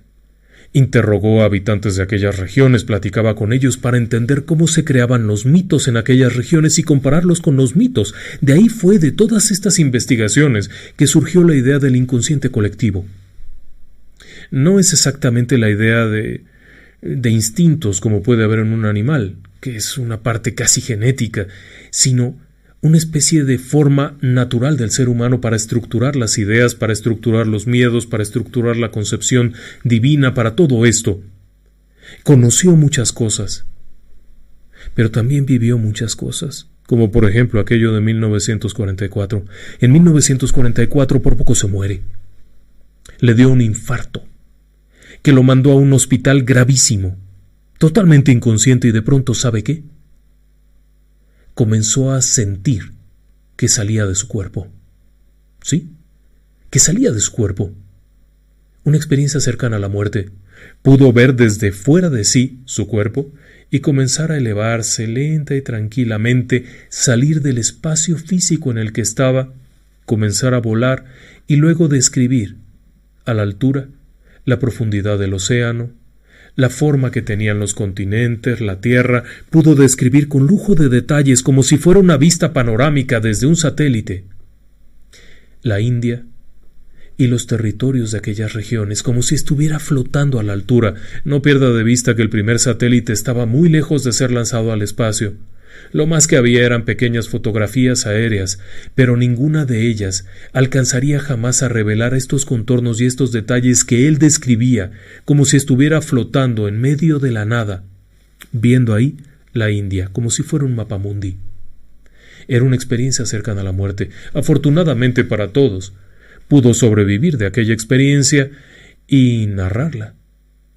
Pero, justo como le decía yo, así como fue el padre de muchas de las ideas revolucionarias en análisis psicológico y psiquiátrico, también fue uno de los primeros en hablar acerca de las experiencias cercanas a la muerte y de describirlas como algo que no embonaba en una fenomenología de alucinación y tampoco embonaba en una fenomenología de imaginación de las personas, sino en algo que realmente había ocurrido. Ahora, por supuesto que tampoco era lo único que había. Dentro del universo de cosas rarísimas que le pasaron a este hombre en su vida, también había muchos fenómenos psicoquinéticos. Y eso sí está en chino explicarlos. Bueno, no. Se podrían explicar en chino, pero si lo habláramos, la realidad es que es difícil explicarlo. Porque las cosas que pasaban en su entorno llegaban a ser tan raras que provocaron problemas entre él y Freud. Uno de los casos que recuerda fue un episodio siendo niño cuando algo se rompió de pronto. Escucharon el tronido de algo. Estaban en su casa, estaba su madre, estaba su padre. Él estaba por ahí cuando se oyó el crack de algo que reventó. Todo el mundo se puso a buscar qué había pasado, qué fue lo que se cayó, qué fue lo que se rompió, y encontraron que había sido un cuchillo que estaba guardado dentro de una cajita en donde no había nada más. El mismo cuchillo lo habían usado un rato antes, y sin embargo, en ese momento había explotado, se había fragmentado en varios trozos. En este lugar además ocurrían cosas muy raras, porque su hermana también había vivido estas cosas, objetos que se caían, puertas que se le cerraban, cosas que de pronto flotaban. Y eso mismo vivirían sus propias hijas. Una noche lo llama una de sus hijas desesperada, asustadísima, alguien le había jalado la cobija. En esa casa nadie más había vivido ninguna experiencia. Pero de pronto la hija reporta eso. En otra ocasión la otra hija reportó haber visto a alguien, pero sola. Ya no era la misma hija, sino la otra hija, la que había visto a alguien que se desvaneció frente a ella en su habitación. Y en cierta ocasión, de pronto, todos estando reunidos comenzaron a escuchar cómo alguien jalaba el cordel de la campanita. En la casa donde vivían, en otra región que no era en la orilla del lago, también era orilla del lago, pero era en la zona urbana. Tenían ahí su casa. Y en esta hermosa casa, de pronto comenzó a sonar la campanita de la entrada. Pero la de la puerta de entrada de la casa, no la del jardín, sino la de la casa. Como si alguien estuviera jalando aquello. Carl Gustav Jung estaba parado junto a la campanilla y vio cómo se agitaba el pestillo, cómo estaba golpeando. Así es que abre la puerta para ver quién había llegado y no había nadie. Se asoma bien, revisa por aquí y por allá y no había nadie. Y fenómenos como este se daban con cierta frecuencia a su alrededor, tanto de su familia como de él mismo. Había estos fenómenos raritos que le rodeaban de pronto. Pero por supuesto que no era todo. En cierta ocasión se encuentra sentado platicando ni más ni menos que con Sigmund Freud. Freud era mucho mayor que él, había empeñado una buena parte de su vida en los análisis de la mente humana y estaba viendo la posibilidad como de heredar el trono del psicoanalista. Por supuesto que eso no le importaba a Jung, él estaba en lo suyo. No quería robarle título a nadie ni iba detrás de eso. Pero era un buen amigo, así es que están platicando. Por supuesto que Freud era totalmente materialista, era escéptico, no creía en esto. Sostenía que todo eso era producto de la mente. No podría explicarlo en los términos que él usaba, porque no los puedo hablar, no sé de qué hablaban, pero el hecho es que no creía en esto. Así es que en cierto momento, mientras están platicando, y esa es una historia que se cuenta mucho, el propio Jung sintió una especie de sensación rara en el diafragma, en la parte intermedia, en el abdomen, como que se le ponía duro, como si fuera metálico, y luego sintió como fuego, como si se estuviera quemando, una cosa tan rara, y ¡pah! Se escucha un ruido. Pero no solo es un ruido, es un tronido. Como si de pronto el librero que está detrás, había un librero enorme lleno de libros, como si de pronto aquello se fuera a fragmentar y les fuera a caer encima, y se quedan así. Incluso Freud se levanta de donde está y viene junto de él y se queda ahí viendo. Y dice, oye, ¿se va a caer esto? No te preocupes, no se cae. Es lo que te digo, que pasan cosas raras. Que no, hombre, que no pasa nada, que eso no es cierto. Que estos son fenómenos físicos. Se sienta Freud y Jung le dice, pues te digo que va a volver a pasar ahora. Y de nueva cuenta siente aquello como si él mismo lo hubiera provocado y se vuelve a escuchar igual aquel tronido. Y por supuesto a Freud no le gustó la idea. Tan no le gustó la idea que a partir de ahí durante algún tiempo se alejó, y al final se rompería la relación, no solo por esto. Por supuesto que no solo era esto. La relación entre ambos se había roto porque no estaban en la misma dinámica, no pensaban lo mismo. Pero había ocurrido aquello tan extraño, y, por supuesto, hubo otras cosas. Por ejemplo, ¿ha oído usted hablar de las sincronicidades? Bueno, le puedo platicar un caso que es muy peculiar. ¿Ha oído usted hablar de el caso de Hopkins? ¿De Anthony Hopkins? Bueno, Eso explica, no es que le haya tocado a Jung, explica lo que es una sincronicidad. En 1972 Anthony Hopkins iba a participar en una película. Era una película importante para él, era una película de oportunidad para un actor que todavía no estaba consagrado, era una película realmente importante. Así es que antes de hablar con el director, antes que otra cosa, decide ir a buscar el libro a partir del cual se haría el guión de la película, para estar muy empapado de la novela a partir de la cual surgiría aquello. La novela era La chica de Petrovka, de George Pfeiffer, y viaja por todo Londres sin encontrar el libro, preguntando librería por librería, bibliotecas, todo el mundo ni lo conoce ni lo tiene. Desesperado, a las 9 de la noche, cansadísimo, se monta en el metro para ir a su casa, y al sentarse junto de él, casualmente está un ejemplar de la novela que él estaba buscando, y cuando lo toma y lo empieza a hojear, ¡santo cielo!, está lleno de anotaciones muy peculiares y que le sirven para entender qué era lo que había ahí. Bueno, se lo lleva a casa, lo lee con cuidado y unos días después recibe una llamada telefónica que tiene una reunión con el equipo de producción de la película y demás. Llega allá y casualmente ahí está el escritor, este hombre del que le hablaba, George Pfeiffer. Cuando se sientan a platicar, están cotorreando ahí un momento y Pfeiffer le comenta que, bueno, desafortunadamente su copia del libro se perdió. Hacía tiempo la había prestado, era una copia especial que tenía un montón de anotaciones que le eran muy importantes, la prestó a un amigo, el amigo la perdió en el metro y nunca más la encontró. Cuando Anthony Hopkins saca el libro y se lo muestra, se sorprenden enormemente. Todo había sido un círculo perfecto. Él buscaba un libro, encuentra el libro, el tipo que perdió el libro lo recupera, todo de una forma extraña. A eso se refería una sincronicidad. Más de 2 eventos que se relacionan de forma no causal, es decir, que no se relacionan de forma deliberada. Y a él le ocurría eso con cierta frecuencia. Por ejemplo, hay una historia muy interesante de 1914. A él le tocó platicar con la persona que vivió esa experiencia. Esta es la historia de una mujer que en 1914 va a tomar una fotografía de su bebé. Pero es una de esas cámaras grandotas toscas que usaban una placa, no un rollo de película, sino una placa. Así es que se dirige a comprar la placa. Eso fue en una región cercana a la Selva Negra, en Alemania. Va a comprar la placa nueva, cerrada en su paquete, la mete en la cámara, saca el filtro, toma la foto del bebé, la vuelve a meter en el filtro, cierra todo, lo envuelve y lo lleva a revelar y estalla la Primera Guerra Mundial.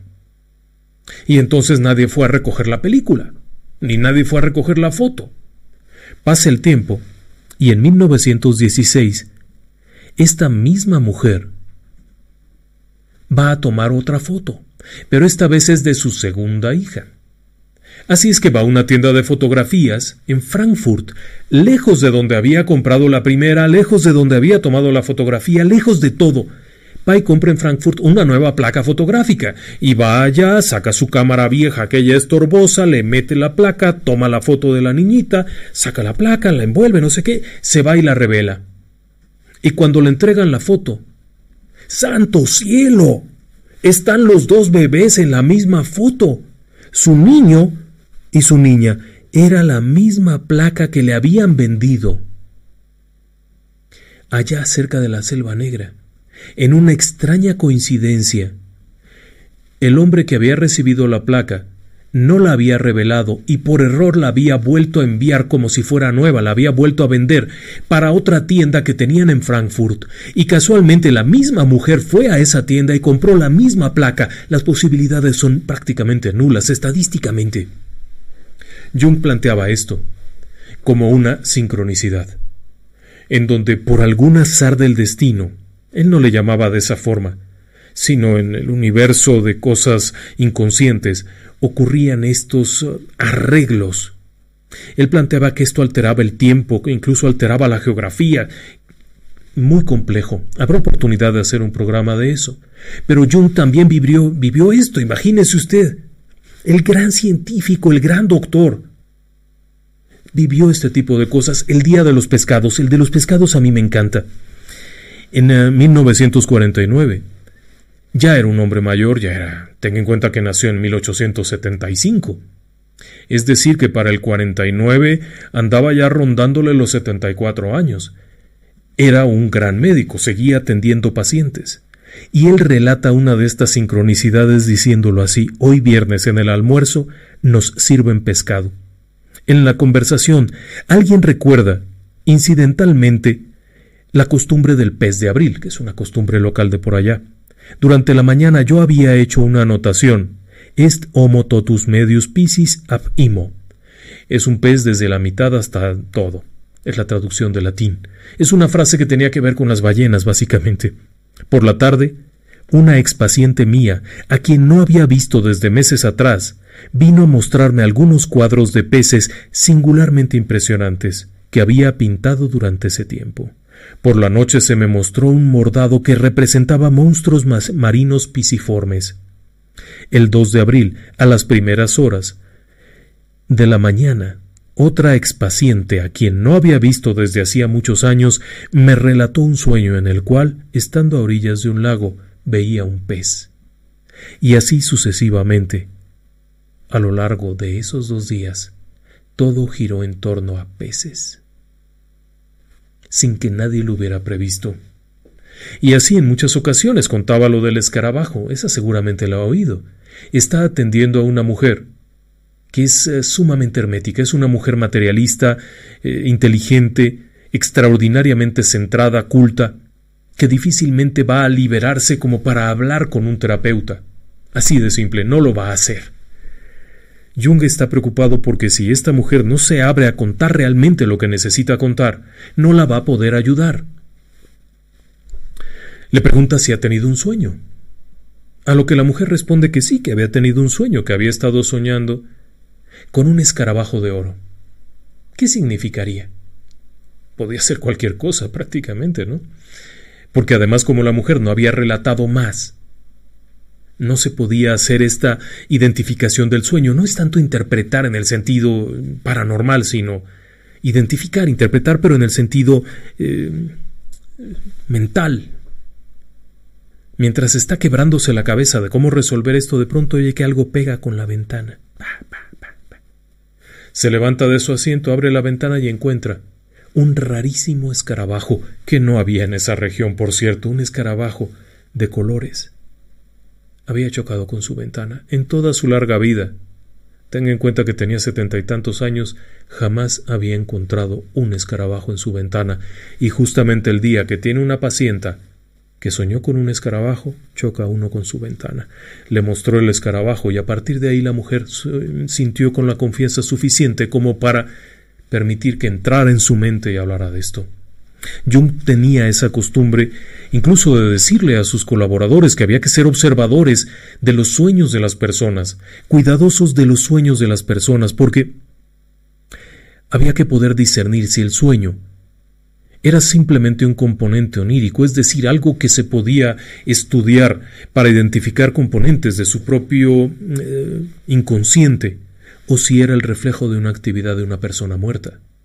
Sueños de contacto. De nueva cuenta, el padre de la psicología moderna no solamente también fue el padre de la idea de la experiencia cercana a la muerte, sino también de los sueños de contacto, los sueños paranormales, esos de los que hemos hablado tantas veces por aquí. Y por si eso no fuera suficiente, todavía me queda otro detalle más. El buen amigo no solamente dedicó un tiempo impresionante y valioso, sino que además, aún en su propia partida, dejó algunas cosas increíbles. Si no me lo cree, déjeme decirle que cuando falleció en 1961 murió primero de una embolia, le dio una embolia y luego un problema también cerebral. Fue rápido el fallecimiento. La querida Emma, la amada Emma, había muerto tiempo atrás. Estaba solo en su casa, no en la de la Torre Bollingen, sino en su casa. Estaba tranquilo. Platicó con algunas personas. Salió un momento afuera, lo ayudó alguien a que saliera un momento, regresó, se acostó. Y justamente ahí fue cuando comenzó a relatar que estaba por morir, que en cualquier momento moriría. Y sí, falleció Falleció tranquilamente ahí en su cama, descansó, y unos instantes después, ¡pum!, un relámpago parte el árbol que toda su vida él había cuidado. El árbol afuera de su casa lo había sembrado él. 50 años atrás había sembrado ese árbol y era el lugar donde le gustaba sentarse a tallar piedra para esculpirla, una de sus aficiones, y en el momento de su muerte, ¡pum!, un relámpago lo despedaza. Y unos días después comienzan a llegar cartas de personas que daban su sentido pésame, aun cuando no se había dicho que había muerto en ese momento, y comienza a haber telefonemas de personas dando el pésame y preguntando qué había ocurrido porque se fue a despedir de ellos. Así de simple, muchas personas supieron que Carl Gustav Jung había muerto sin que se diera la noticia públicamente. Simplemente, hubo quienes aseguraron haberlo visto despidiéndose, quienes percibieron que estaba con ellos, quienes lo oyeron, aun sabiendo que estaba a cientos de kilómetros de distancia, quienes lo oyeron decir cosas. Jung, en el terreno de lo paranormal, recomendaría muchísimas cosas a los parapsicólogos, entre otras, que se unieran con la psicología, que entendieran que todo está relacionado, que no son los locos estos que están ilusionados con cosas que no existen y los que sí saben de lo que se unieran, que investigaran, que fueran más allá, porque hay una realidad que es mucho más compleja de lo que parece. Y claro, a Carl Gustav Jung lo acusaron alguna vez de ser antisemitista porque hizo un estudio de la forma de estructurar pensamientos de judíos y de alemanes, pero también la hizo de árabes, africanos, japoneses, hindúes. Entonces no era por ahí. Se le acusó de ser espía de la CIA norteamericana, porque habló con un representante de la CIA sin saberlo, como hablaba con mucha gente. Yo no me meto mucho en eso, pero era un tipazo. Un tipazo que, a pesar de ser un hombre de ciencia, un hombre perfectamente racional, estudioso, aficionado a la estadística, a analizar los pensamientos, los resultados, también estaba convencido de que había un más allá, y que ese más allá interactúa con el presente de una forma muy caprichosa. Muy buenas noches, y que descansen en paz.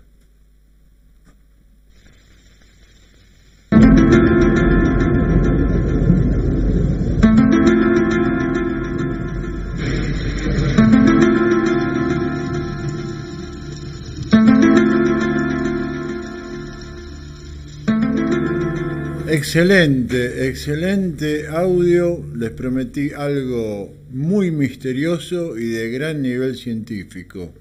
Y Trevor me estaba comentando algo acerca de una sincronicidad que has tenido en tu vida.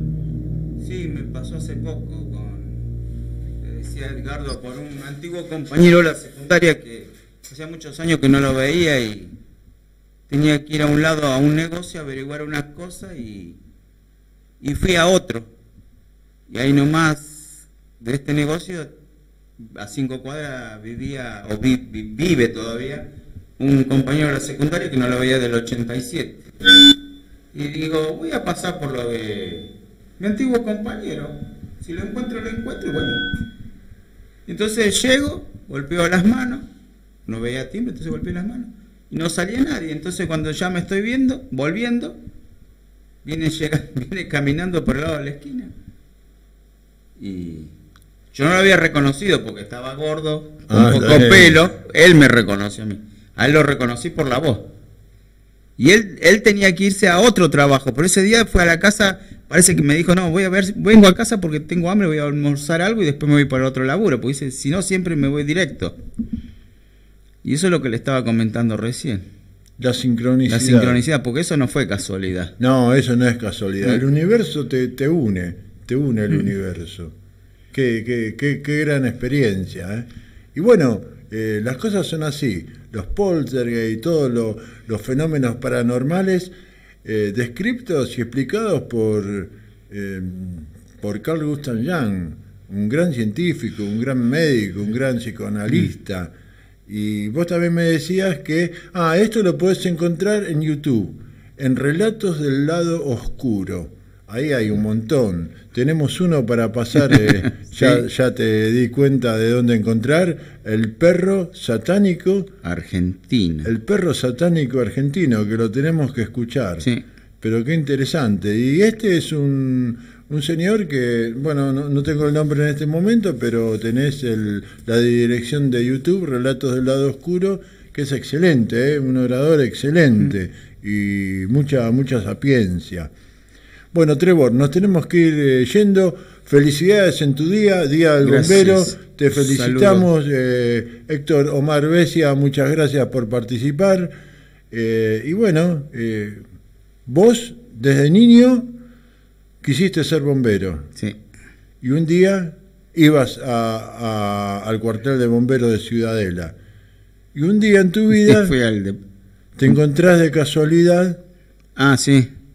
Digámoslo que de casualidad, será otra sincronicidad, ¿no? Otra sincronicidad con un amigo y que, ¿cómo fue? Que era un compañero de la primaria, Chicho Suárez. Bueno, ya falleció, pero...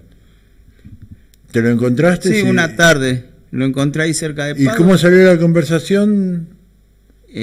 Porque él me dijo, vos sabés que estoy en los bomberos, me dice. Ah.